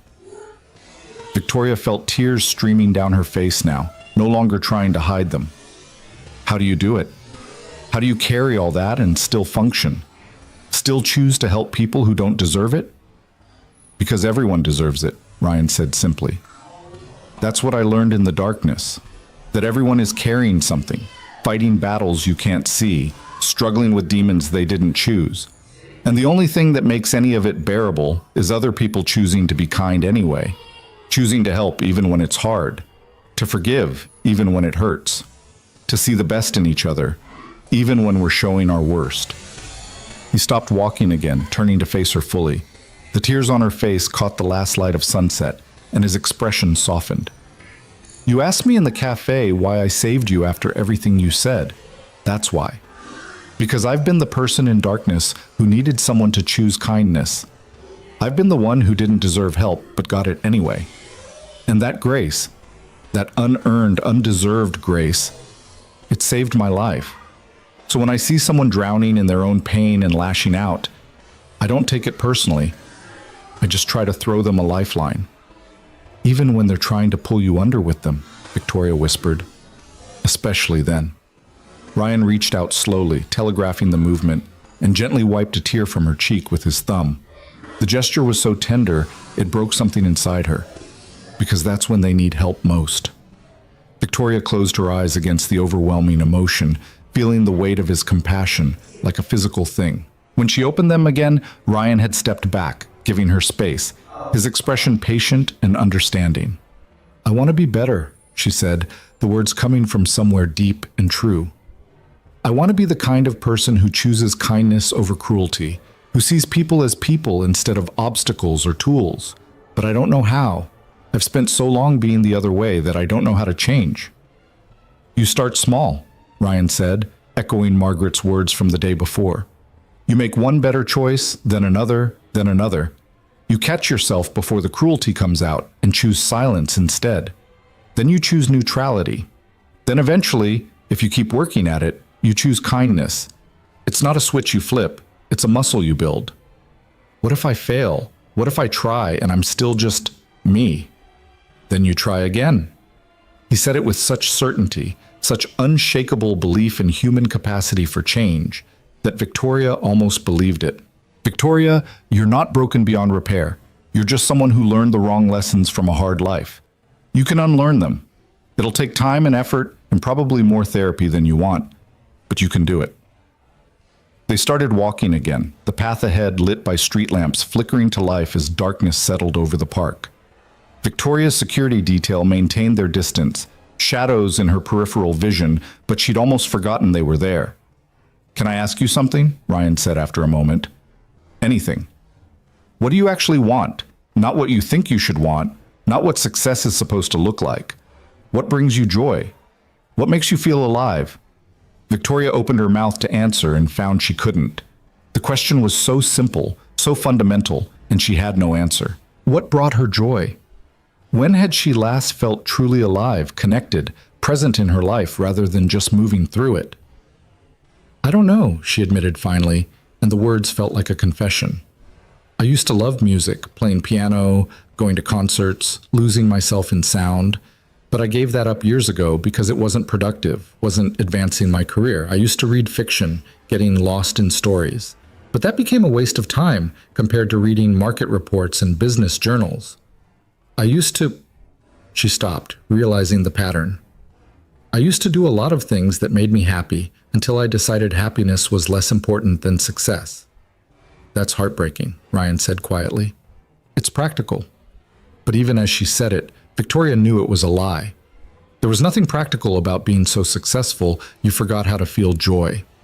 Nothing strategic about climbing so high you lost sight of why you started climbing in the first place. When's the last time you played piano? Ryan asked. I don't even own one anymore. Sold it when I moved to the penthouse because it didn't fit the aesthetic. The admission felt shameful somehow, like she'd sold off a piece of her soul for decorative consistency. Ryan pulled out his phone, typed something quickly, then showed her the screen. It was a community center in Queens, advertising open piano hours every Thursday evening. Come with me tomorrow night. They have 3 pianos that anyone can use, no questions asked. Come play something. Remember what it feels like to do something just because it makes you happy. Victoria stared at the screen, her heart racing. The community center was in Jackson Heights, Ryan's neighborhood. Going there would mean stepping completely out of her world and into his, being vulnerable and visible in a space where her usual armor wouldn't work. It terrified her. Okay, she heard herself say, I'll come.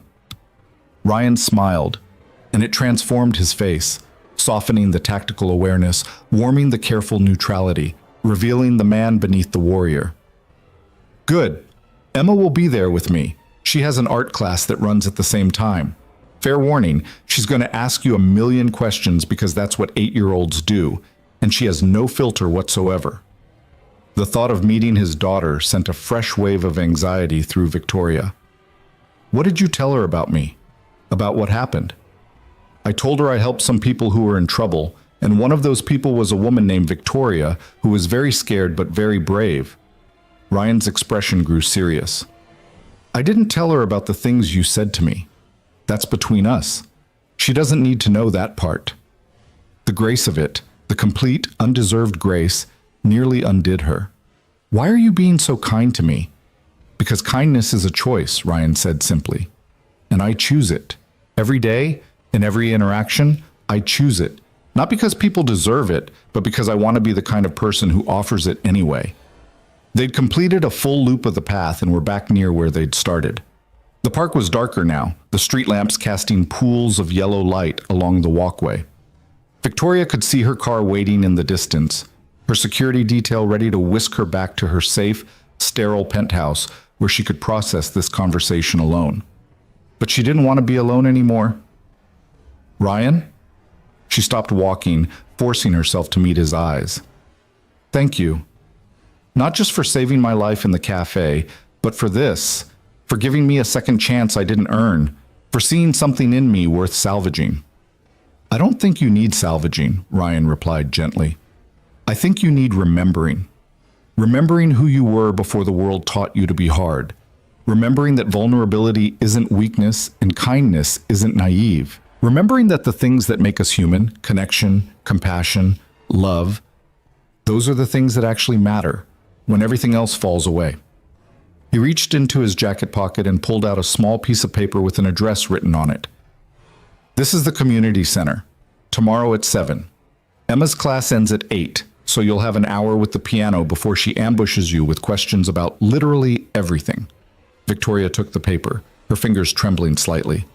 What if I'm terrible? I haven't played in years. Then you'll be terrible in a room full of people who won't judge you for it. Ryan's smile returned, gentle and encouraging. That's the beautiful thing about community spaces. Everyone's there to grow, not to perform. You're allowed to be imperfect.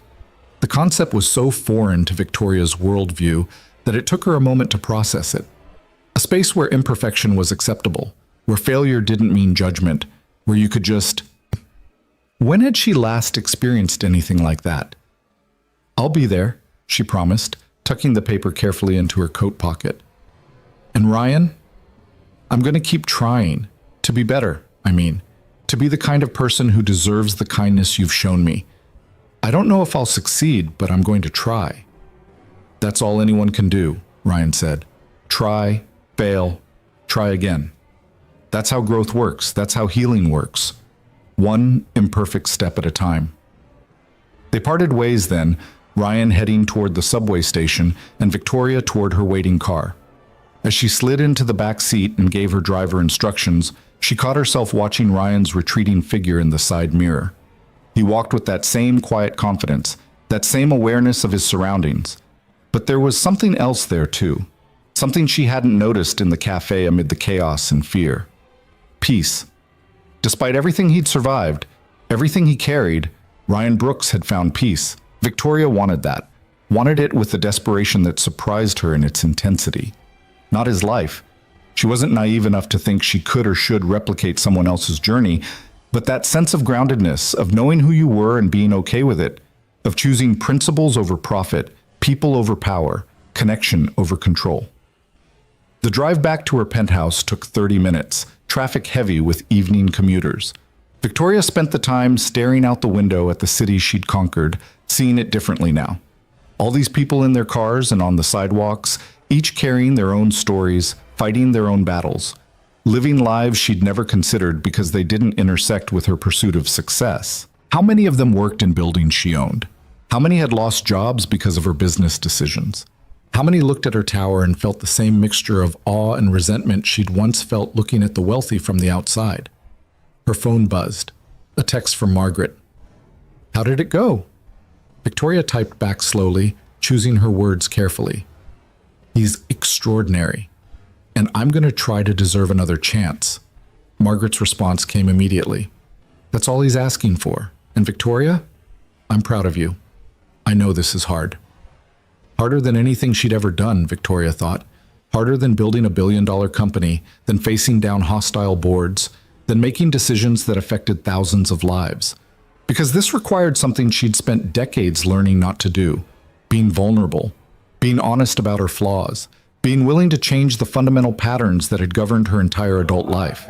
Back in her penthouse, Victoria poured herself a glass of wine and stood at her windows overlooking Central Park. The view was spectacular, worth every penny of the $16 million she'd paid for it. But looking at it now, she felt nothing. No satisfaction, no pride, and no sense of accomplishment. Just the hollow recognition that she'd traded everything that mattered for a view that impressed other people. Her eyes drifted to the empty corner where her piano used to sit, before she'd decided it didn't fit the minimalist aesthetic her designer had recommended. She'd loved that piano, had played it almost daily before her career consumed everything else. Bach, Chopin, Debussy, hours lost in music that made her feel connected to something larger than herself. Tomorrow she'd play again, not perfectly, not impressively, just honestly. In a community center in Queens where no one knew her name or cared about her net worth, where she could be just Victoria, not Victoria Hale the CEO, not Victoria Hale the billionaire, not Victoria Hale who'd almost been kidnapped. Just a woman who used to play piano and was trying to remember who she was before success became a cage. Her phone rang, an unknown number. Victoria almost declined it. Years of training said unknown numbers were either solicitations or problems, but something made her answer. "Ms. Hale?" A young voice, female, nervous. "This is Officer Jennifer Park with NYPD. I was one of the first responders at the cafe incident. Do you have a moment?" "Of course." Victoria moved away from the windows, her heart rate picking up. "Has something happened? Is there new information about the threat?" "No, nothing like that." Officer Park hesitated. "I'm calling because this is going to sound strange, but I've been thinking about you since that day, about how you looked when we arrived, how scared you were, and I wanted to tell you that what you experienced was trauma, real, legitimate trauma. And you shouldn't try to just push through it like nothing happened." Victoria sat down slowly on her couch, surprised by the unexpected kindness. "I'm seeing a therapist." "Good. That's really good." Relief colored the officer's voice. "I've seen too many people try to tough it out alone, and it never ends well. PTSD doesn't care how successful or strong you are. It hits everyone who goes through that kind of fear. Can I ask why you're calling? You must have dozens of cases, hundreds of people you've helped. Why check on me specifically?" Officer Park was quiet for a moment. "Because of what Mr. Brooks said to me while we were taking his statement. He said he was worried about you, that you'd been struggling even before the incident, and that this might break you if you didn't have support. He asked me to follow up, to make sure you were accessing resources. He cared enough to think about your well-being while he was being questioned about use of force." Tears pricked Victoria's eyes again. Even when dealing with his own aftermath, his own potential legal troubles, Ryan had been thinking about her, making sure she had support he wasn't sure she'd seek on her own. "That sounds like him," Victoria said softly. "He's a good man. I've been doing this job for 6 years and I've never seen a civilian handle a situation like that with such control and compassion." Officer Park paused. The way he talked to those suspects before things got physical, he was trying to save them from themselves, trying to give them an out even though they'd come there to hurt someone. That's rare. Most people in that situation would want revenge, would want to hurt them back. He just wanted everyone to survive. He told me earlier today that everyone deserves kindness, Victoria said, that it's a choice he makes, even when it's hard. Well, he's practicing what he preaches. Officer Park's tone warmed. Anyway, I won't keep you. I just wanted to make sure you were taking care of yourself. And if you need anything, resources, referrals, just someone to talk to who understands trauma response, please don't hesitate to reach out. You have my number now. They said their goodbyes, and Victoria sat alone with this new evidence of Ryan's character. He'd been worried about her, had taken time during his own crisis to make sure she had support, had seen past her cruelty to the wounded person underneath, and cared anyway. How did someone become that? How did you survive darkness and violence and loss and come out choosing compassion?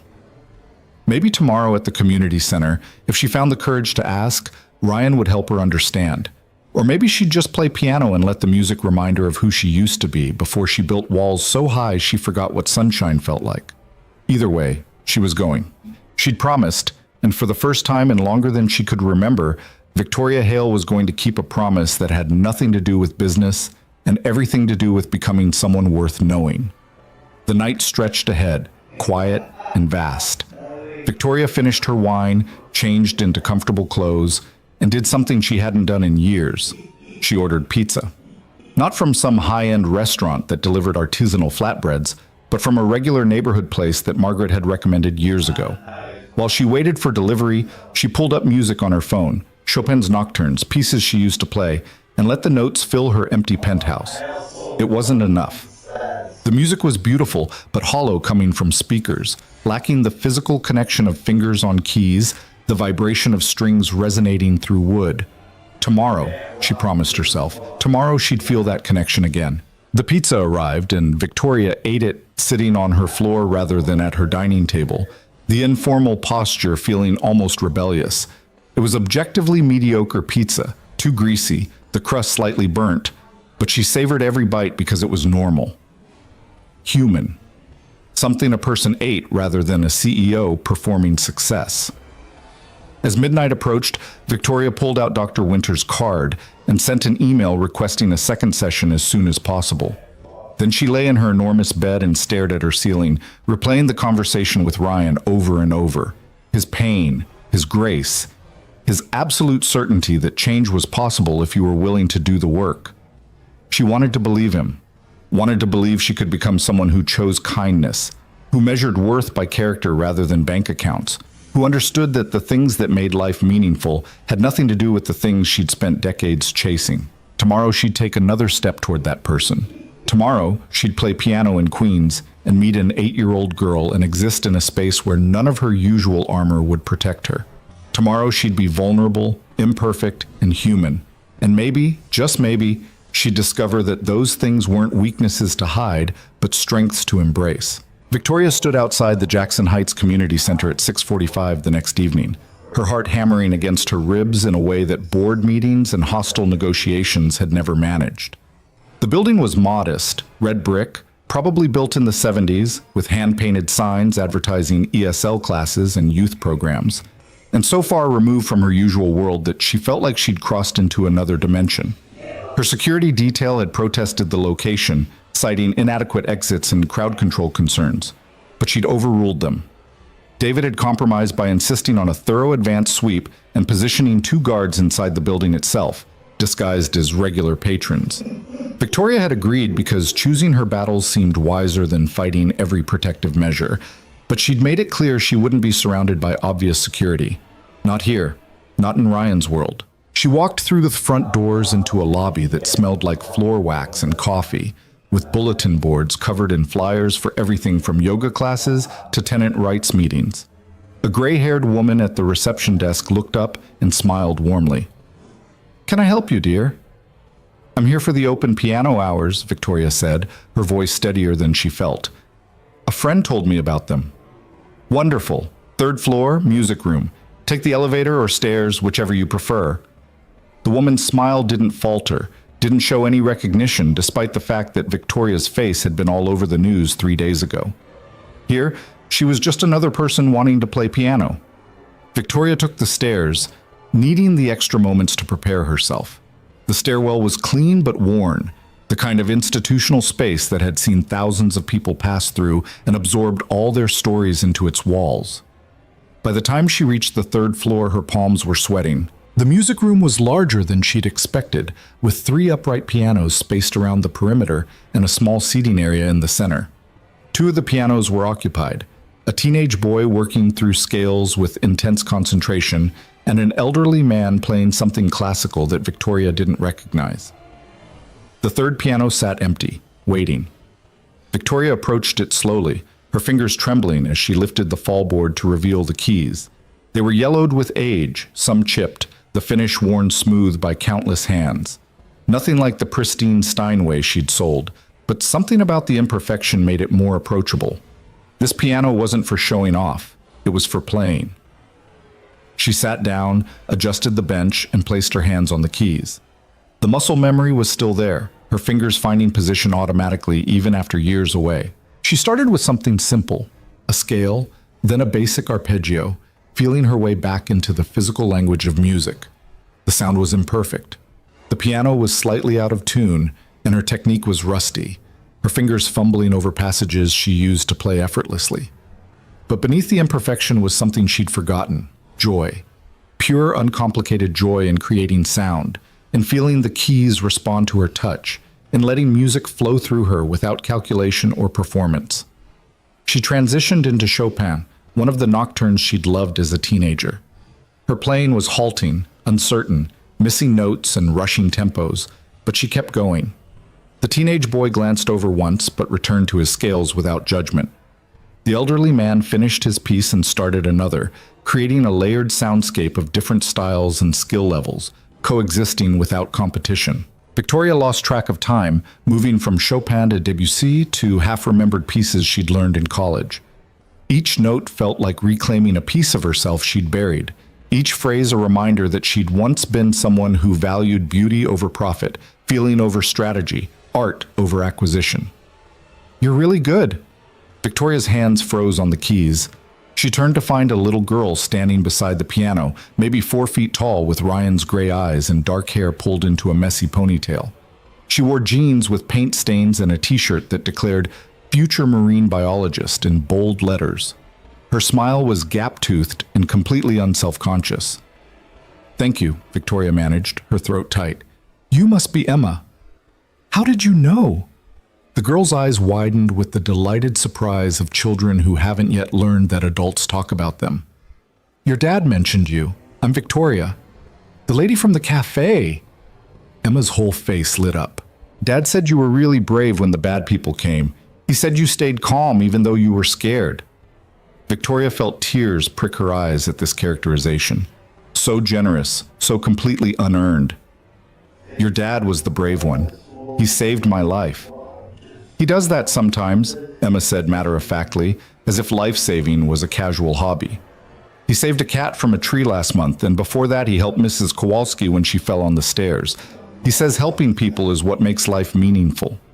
She climbed onto the bench beside Victoria without asking permission, her presence comfortable and unself-conscious in the way only children managed. "Can you play something happy? You looked sad when you were playing before." The honest observation, delivered without cruelty or manipulation, hit Victoria harder than any of her own harsh self-assessments. "I'm not very good anymore.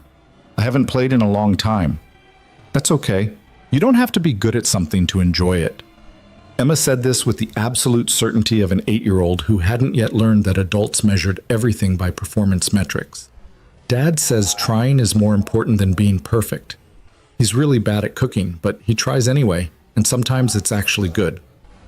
Victoria found herself smiling despite the emotion churning in her chest. "What would you like to hear?" "Something that makes you happy. Not something you think you should play, something you want to play." The wisdom in those words, coming from a child who probably couldn't define metacognition but understood it intuitively, made Victoria's breath catch. What made her happy? What did she love playing before music became another thing to master rather than enjoy? Her hands found the keys almost automatically, starting into a piece she hadn't thought about in 15 years. Claire de Lune, Debussy's Meditation on Moonlight, with its gentle cascading notes and melancholic beauty. Her technique was far from perfect, her pedaling uncertain, but the emotional truth of the piece came through anyway. She played it for herself, for the teenager still inside her who'd once played this in a school recital and felt like she could touch the moon. Emma listened quietly, her small body still beside Victoria on the bench, and when the final notes faded, she said simply, "That was beautiful. You looked happy playing it." "I was," Victoria admitted, surprised by the truth of it. "I'd forgotten how this felt, how music could make you feel." "Dad says people forget important things when they get too busy," Emma said sagely. "That's why he makes us have dinner together every night even when he's tired, and why we go to the park every Sunday even when it's cold. He says the important things are the ones you have to protect from the busy things." Before Victoria could respond, she heard footsteps behind them. She turned to find Ryan standing in the doorway, still in his work clothes, worn jeans and a hospital maintenance shirt, with an expression that was equal parts surprised and pleased. "Emma, I thought you were finishing your art project," he said, but there was no real reproach in his voice. "I did finish. Miss Rodriguez said it was good enough to display in the hallway." Emma beamed with pride. "And then I heard piano music and came to investigate. And look, I found Victoria. She plays really pretty, Dad. You should hear her." "I'd like that," Ryan said quietly, his eyes meeting Victoria's across the room. "If she's willing to play for an audience." Victoria's first instinct was to refuse, to protect herself from judgment and potential failure. But she looked at Emma's eager face, at Ryan's gentle encouragement, and found herself nodding. "What would you like to hear?" "Something that matters to you," Ryan said, moving to sit in one of the chairs near the piano. Something true. The request was more intimate than he probably realized, asking her to be vulnerable through music in a way she hadn't allowed herself to be in years. Victoria turned back to the piano, her fingers hovering over the keys as she searched for the right piece. What mattered to her? What truth could she tell through music that her words couldn't express? She started playing Beethoven's Moonlight Sonata, the first movement, with its somber, searching quality. It was a piece about longing, about beauty tinged with melancholy, about the eternal human desire to touch something transcendent even while remaining grounded in imperfection. Her playing was far from perfect, fumbling over the triplets and rushing the tempo in places, but the emotional core came through. She poured into it all the loneliness of the past decade, all the fear from the cafe, all the desperate hope that she could become someone different. When she finished, the room was silent except for the distant sound of the teenage boy still working through his scales. Victoria sat with her hands in her lap, not brave enough yet to turn around and face Ryan's reaction. "That was incredible," Ryan said softly. "Thank you for sharing that." Victoria finally turned to look at him and found his expression open and honest, with no trace of judgment or false flattery. He'd heard what she was trying to say through the music. She could see it in his eyes. "Can I show you something?" Emma asked suddenly, already sliding off the bench. "I made a painting in class today, and I want you to see it before Dad makes us go home."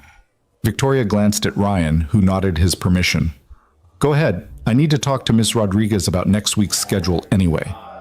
Emma grabbed Victoria's hand with the casual confidence of children who hadn't yet learned to fear rejection, and pulled her down the hallway to a bright classroom covered in student artwork. She stopped in front of a painting that was still drying on an easel, abstract swirls of blue and purple and silver that somehow evoked water and sky simultaneously. "It's the ocean at night," Emma explained proudly. "We're studying marine biology and science, and Ms. Rodriguez said we should paint what we learn about. I painted all the creatures that live in the deep parts where it's dark, the ones with bioluminescence that make their own light because there's no sun. Isn't that cool? They're beautiful even though nobody usually sees them." Victoria stared at the painting, at this 8-year-old's instinctive understanding that beauty could exist in darkness, that creatures could create their own light when the world offered none. "It's more than cool," she said quietly. "It's wise. Dad says I'm wise beyond my years, but I think that's just what adults say when kids notice things they wish they'd noticed." Emma tilted her head, studying Victoria with those same gray eyes her father had. You're sad a lot, aren't you? I can tell because you smile with your mouth but not your eyes, except when you were playing piano. Then your eyes smiled too. The observation was so accurate, so devastatingly honest, that Victoria had to sit down on one of the small classroom chairs before her legs gave out. Yes, she admitted, because lying to a child who saw that clearly felt impossible. I've been sad for a long time. I think I forgot I was allowed to be happy. Everybody's allowed to be happy, Emma said, with the absolute certainty of someone who'd never questioned their right to joy. That's like a basic rule of being human. Dad says happiness is a choice you make every day, even when things are hard. He says he chooses it for me, so I know it's possible. Your dad is a very special person, Victoria said. I know. Emma moved closer, her voice dropping to a conspiratorial whisper. Can I tell you a secret? Of course.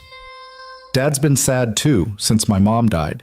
Not all the time, but sometimes I catch him looking at her picture with that same smile that doesn't reach the eyes thing. But he's been less sad lately, especially after he met you. He came home from that date, and even though something scary happened, he was talking about how people could change and how important second chances were. I think maybe you reminded him that new things could be good things. The revelation hit Victoria like a physical force. She'd been so focused on her own transformation, her own journey from cruelty to kindness, that she hadn't considered how their meeting might have affected Ryan. But of course it had. He was human, not a saint, and he'd been carrying his own grief and trauma for years. Emma? Ryan's voice called from the hallway. Time to pack up. Victoria, you too, if you're ready. They walked back together, Emma chattering about her week, a spelling test she'd aced, a boy in her class who'd shared his lunch when she'd forgotten hers, a book about dolphins she was reading. Victoria listened, fascinated by the richness of this child's life, the way she moved through the world collecting kindness and distributing joy like it was her personal mission. Ryan was waiting in the hallway, holding Emma's backpack and art supplies. Thank you for playing, he said to Victoria, and for letting Emma ambush you with questions. I hope she wasn't too overwhelming. She was perfect, Victoria said honestly. Wise beyond her years, just like you said. Emma beamed at the compliment, then tugged on Ryan's sleeve. Dad, can Victoria come have dinner with us? Please. I want to show her my fish tank and my rock collection and my books about marine biology. Ryan's expression showed surprise and something else. Hesitation, maybe, or concern about putting Victoria in an uncomfortable position. Emma, Victoria probably has plans. She's a very busy person with important things to do. Actually, Victoria heard herself say, I don't have plans, and I'd love to see your collections if your dad doesn't mind the intrusion. Ryan studied her face for a long moment, searching for something, sincerity, maybe, or confirmation that she wasn't just being polite. Whatever he found seemed to satisfy him. Okay, but I'm warning you now. Our apartment is small and dinner is going to be spaghetti from a box because I forgot to defrost the chicken. Nothing fancy. Fancy is overrated, Victoria said, and meant it more than she'd meant anything in years. They walked together through Jackson Heights, Emma between them holding both their hands and narrating the neighborhood like a tour guide. She pointed out Mrs. Kowalski's window. She's from Poland and makes the best pierogi, and the bodega where they bought milk. Mr. Kim always gives me a free candy, but don't tell Dad. And the park where Ryan coached soccer on Saturdays. It was a community, Victoria realized. A real community where people knew each other's names and looked out for each other and created safety through connection rather than security systems. Ryan's apartment was on the third floor of a walk-up, and he was right. It was small. Maybe 800 square feet total, with a living room that flowed into a kitchen, 2 bedrooms barely big enough for their furniture, and 1 bathroom that had probably been last updated in the 90s. But it was clean and lived in, with Emma's artwork on the fridge and photos covering every surface, and a bookshelf overflowing with everything from military history to children's books about ocean life. Sorry about the mess, Ryan said, moving quickly to clear Emma's homework off the coffee table. We weren't expecting company. It's not messy, Victoria said, and she meant it. The apartment was full of life and love and evidence that people actually lived here. But it wasn't messy. It was home in a way her $16 million penthouse had never been. Emma dragged her immediately to the fish tank, a 20-gallon setup with colorful fish and live plants, and explained in detail the care requirements for each species. Then came the rock collection, organized by type and labeled in careful 8-year-old handwriting. Then the bookshelf, where Emma pulled out her favorites and insisted Victoria at least look at the illustrations. Through it all, Ryan worked in the kitchen, boiling pasta and heating jarred sauce with practiced efficiency. Victoria watched him move in the small space, his movements economical and sure, and thought about the contrast between his calloused hands, handling military weapons, and those same hands now carefully measuring noodles for his daughter's dinner.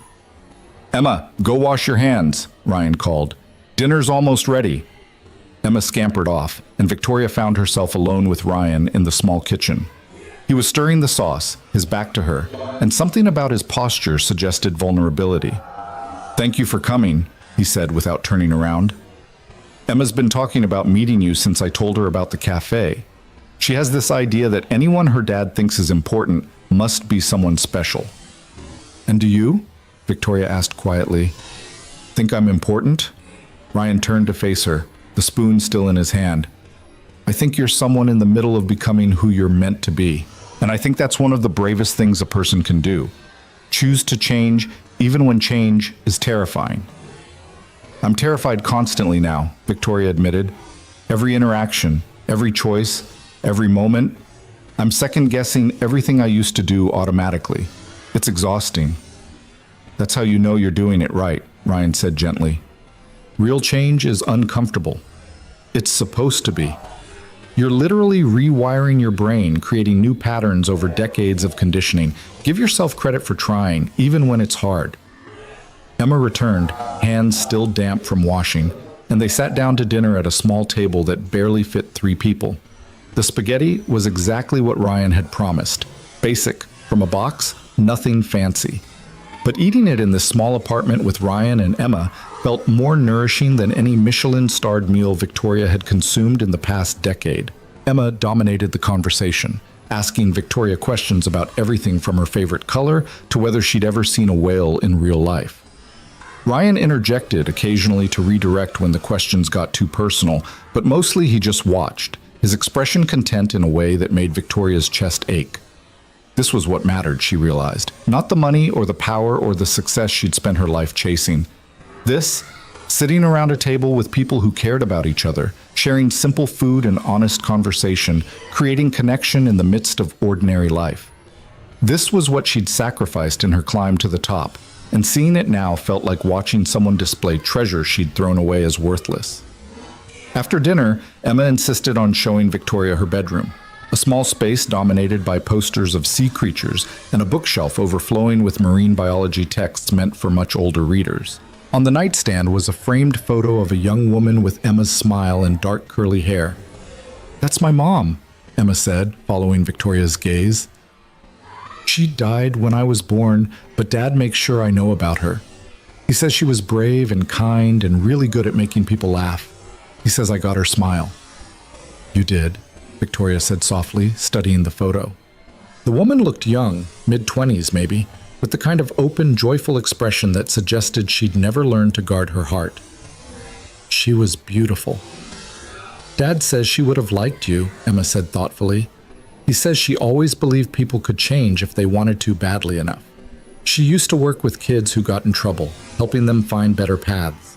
Dad says she saw the best in everyone, even when they couldn't see it in themselves." The description was so similar to Ryan's own philosophy that Victoria wondered how much of his worldview had been shaped by the woman he'd loved and lost. Had he learned grace from her, or had they found each other because they already shared it? "I think I would have liked her too," Victoria said honestly. They returned to the living room to find Ryan had cleaned up from dinner and was making tea. He offered Victoria a cup, and they sat together on the small couch while Emma sprawled on the floor with a book about dolphins, reading contentedly in that way children did when they felt safe and loved. "This is nice," Ryan said quietly, his voice barely above a whisper. "Having someone here who isn't afraid of our normal. Emma hasn't stopped smiling since you agreed to come." "Neither have I," Victoria admitted. "This is the most relaxed I've felt in years, maybe ever." There's no performance here, no calculation about what I should say or how I should present myself. I can just be. That's what home should feel like, Ryan said. Safe enough to be imperfect, comfortable enough to be honest, warm enough to be yourself. But Victoria looked around the small apartment again, seeing it differently now. Not as poverty or limitation, but as sufficiency.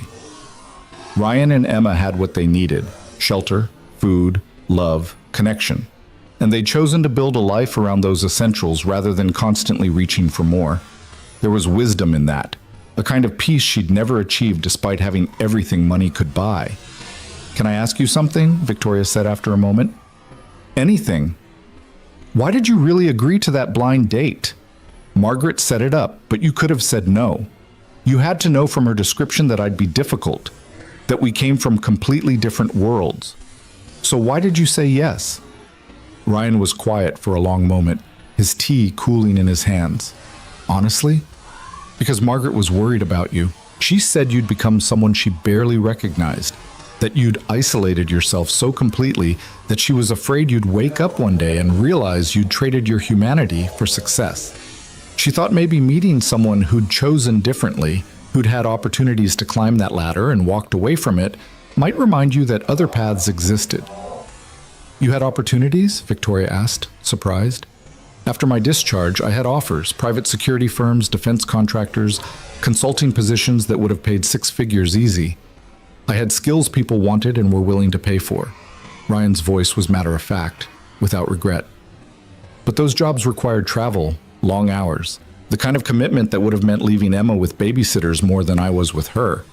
And I'd already missed so much: her first steps, her first words, all those early moments because I was deployed.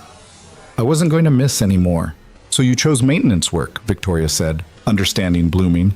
"I chose presence over prestige, time over money. A life built around what matters instead of what impresses." Ryan met her eyes. "No regrets?" "Not a single one. Emma knows her dad is there. She knows she's my priority. And when she's grown and looking back on her childhood, she won't remember that we lived in a small apartment or that I worked in maintenance. She'll remember that we had dinner together every night and that she was loved unconditionally." Tears streamed down Victoria's face, no longer trying to hide them. "I want that," she whispered. "Not your life specifically, but that certainty, that peace with your choices, that ability to measure success by what actually matters instead of what the world says should matter." "Then build it," Ryan said simply. "One choice at a time. You can't erase the past decade overnight, can't undo the patterns in a week. But you can start choosing differently. Start measuring your days by connection instead of profit. Start evaluating your decisions by whether they make you proud rather than whether they make you rich. Start building a life that will matter when you're looking back from the end." "I don't know if I'm brave enough," Victoria admitted. "You face down armed gunmen," Ryan pointed out. "You're sitting in a stranger's apartment in Queens eating boxed spaghetti when you could be in a Michelin restaurant in Manhattan. You played piano imperfectly in front of people who could have judged you. You're braver than you think. You're just scared of a different kind of danger, the danger of being vulnerable and real and human."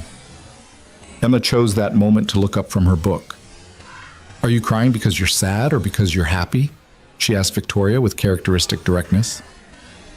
"Both," Victoria said honestly. "Sad for the time I wasted, happy for the possibility of something different." "Dad says crying is just feelings leaking out because there's too many to hold inside," Emma said sagely. "He says it's okay to leak sometimes. It means you're human." The simple wisdom of it, delivered by an 8-year-old who understood emotions better than most adults, made Victoria laugh through her tears. "Your daughter is remarkable," she said to Ryan. "I know," he said, pride evident in his voice. "She's my greatest achievement. Everything else I've done, everything I might do in the future, none of it will ever matter as much as being her dad." Victoria stayed another hour, talking with Ryan while Emma read and occasionally interjected with observations or questions. They talked about everything and nothing: Victoria's therapy progress, Ryan's work at the hospital, Emma's upcoming school science fair, the investigation into the attempted kidnapping that was still ongoing. The conversation flowed naturally, without the strategic maneuvering Victoria usually employed in social situations, and she realized this was what friendship felt like. Real friendship, built on honesty rather than utility. When she finally stood to leave, Emma hugged her with the unself-conscious affection of children who decided you were worth loving and simply did it. "Will you come back?" she asked. "Maybe you could teach me piano? Dad says I should learn an instrument, but he's terrible at music, so he can't help." Victoria looked to Ryan, who shrugged. "Only if you want to, no pressure."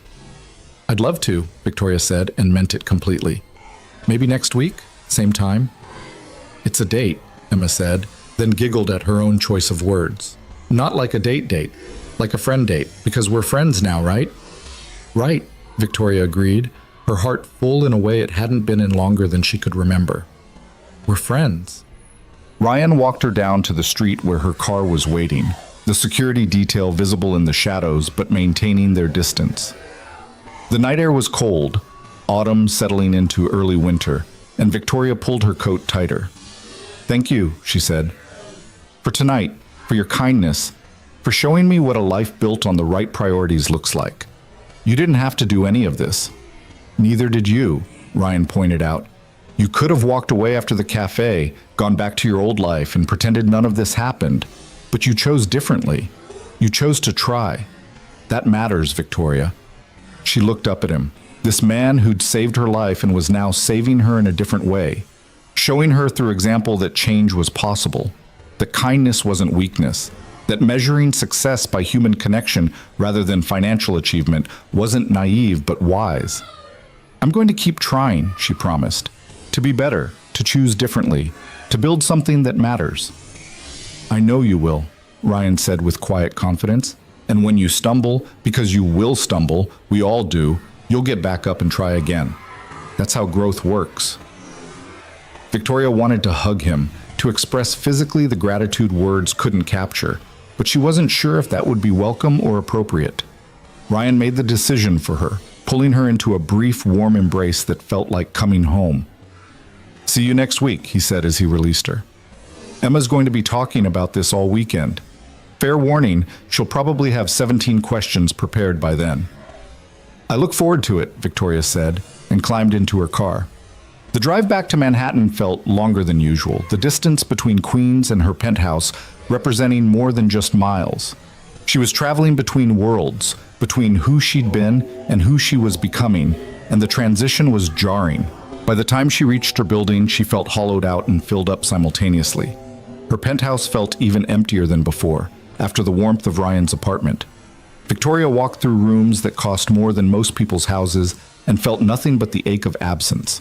No photos on the walls, no evidence of life lived, no warmth or connection or love.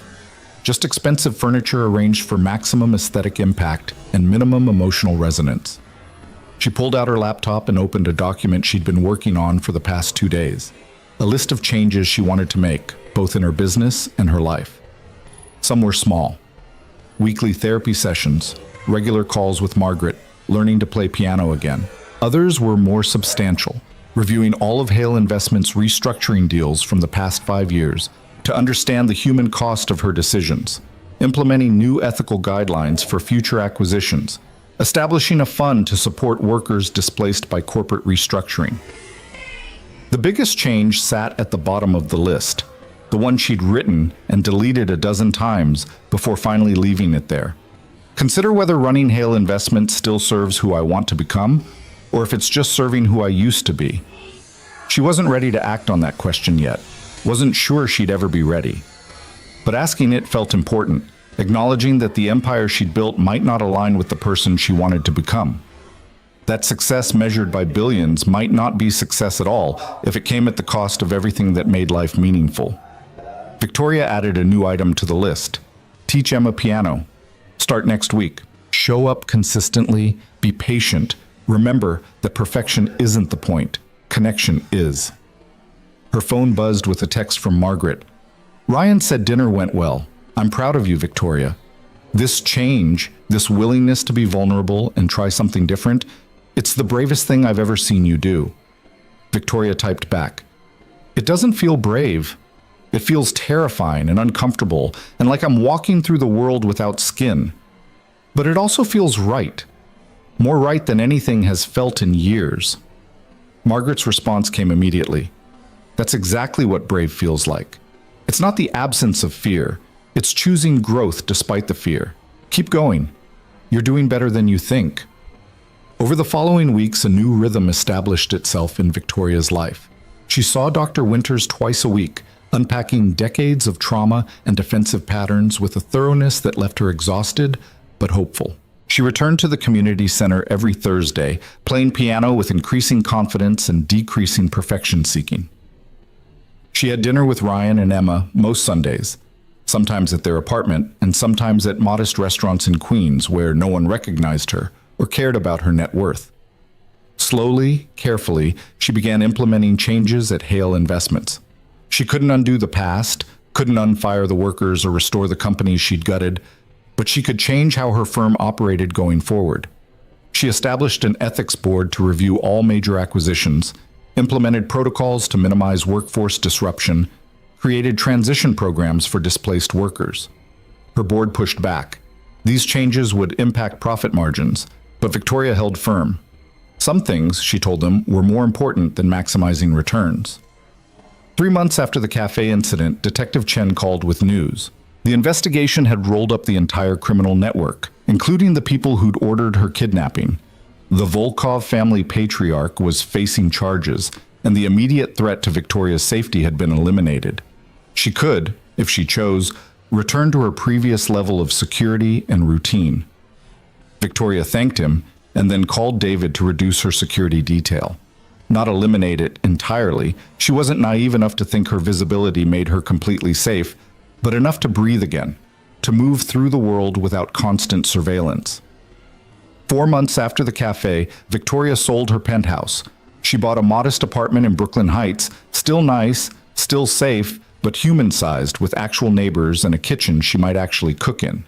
Margaret helped her move, and Ryan and Emma came for the housewarming, bringing homemade cookies that were only slightly burnt and a potted plant that Emma insisted would make the apartment feel less lonely. 6 months after the cafe, on a cold February evening, Victoria played piano at the community center while Emma sat beside her, slowly learning the basics. Ryan sat in his usual chair, reading a book but glancing up occasionally to watch them, his expression content. And Victoria realized with startling clarity that this was happiness. Not the performance of it, not the optimization of it, not the achievement of it, just the simple, present experience of it. After Emma's lesson, after Ryan had taken his daughter home to start her bedtime routine, Victoria walked through the Queens streets toward the subway. She'd sent her driver home hours ago, choosing to travel like a normal person rather than be ferried around like a visiting dignitary.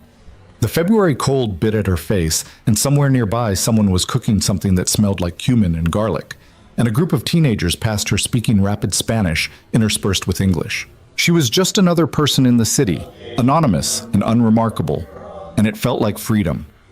Her phone buzzed with a text from Ryan. Emma wants to know if you're free next Saturday. She's competing in her school science fair and would love to have you there. No pressure, but she specifically requested your presence in her list of people to invite. You're between me and Mrs. Kowalski, which is apparently prestigious placement. Victoria smiled, typing back quickly. I'll be there. Wouldn't miss it for anything. She paused, then added, thank you for everything. For saving my life in more ways than one, for showing me what really matters, for giving me a second chance I didn't deserve. Ryan's response took a few minutes, and when it came, it was simple. Everyone deserves second chances, and third and fourth, and as many as it takes to become who they're meant to be. You're doing the work, Victoria. You're choosing differently. That's all anyone can ask. Victoria descended into the subway, her MetroCard in hand, surrounded by tired commuters heading home after long days. She thought about the version of herself who'd sat in that cafe 6 months ago, armed with cruelty and desperate to maintain distance from anyone who threatened her carefully constructed worldview. That woman had been successful by every external measure, but she'd been dying inside, slowly suffocating under the weight of her own defenses. The woman riding this subway train was less successful by those same measures. She'd scaled back her role at Hale Investments, delegating more and attending fewer high-profile events. She'd lost some board seats and turned down speaking opportunities that would have elevated her profile. By the standards of her old life, she was diminishing, fading, becoming less. But by the standards that actually mattered, By measures of connection and growth and human warmth, she was becoming more present, more honest, more capable of love and vulnerability and joy, more fully human in all its messy, imperfect, beautiful complexity. The subway car was crowded, and Victoria found herself standing next to a young woman struggling to manage a crying toddler and multiple shopping bags. Without thinking, without calculating the optics or considering what it meant about her image, Victoria bent down and picked up a bag that had slipped from the woman's grasp. "Thank you so much," the woman said gratefully, exhaustion evident in her face. "I'm sorry, he's overtired and I couldn't get childcare today, so I had to bring him shopping and everything just became too much." "Don't apologize," Victoria said gently, and meant it. "Parenting is hard. You're doing great."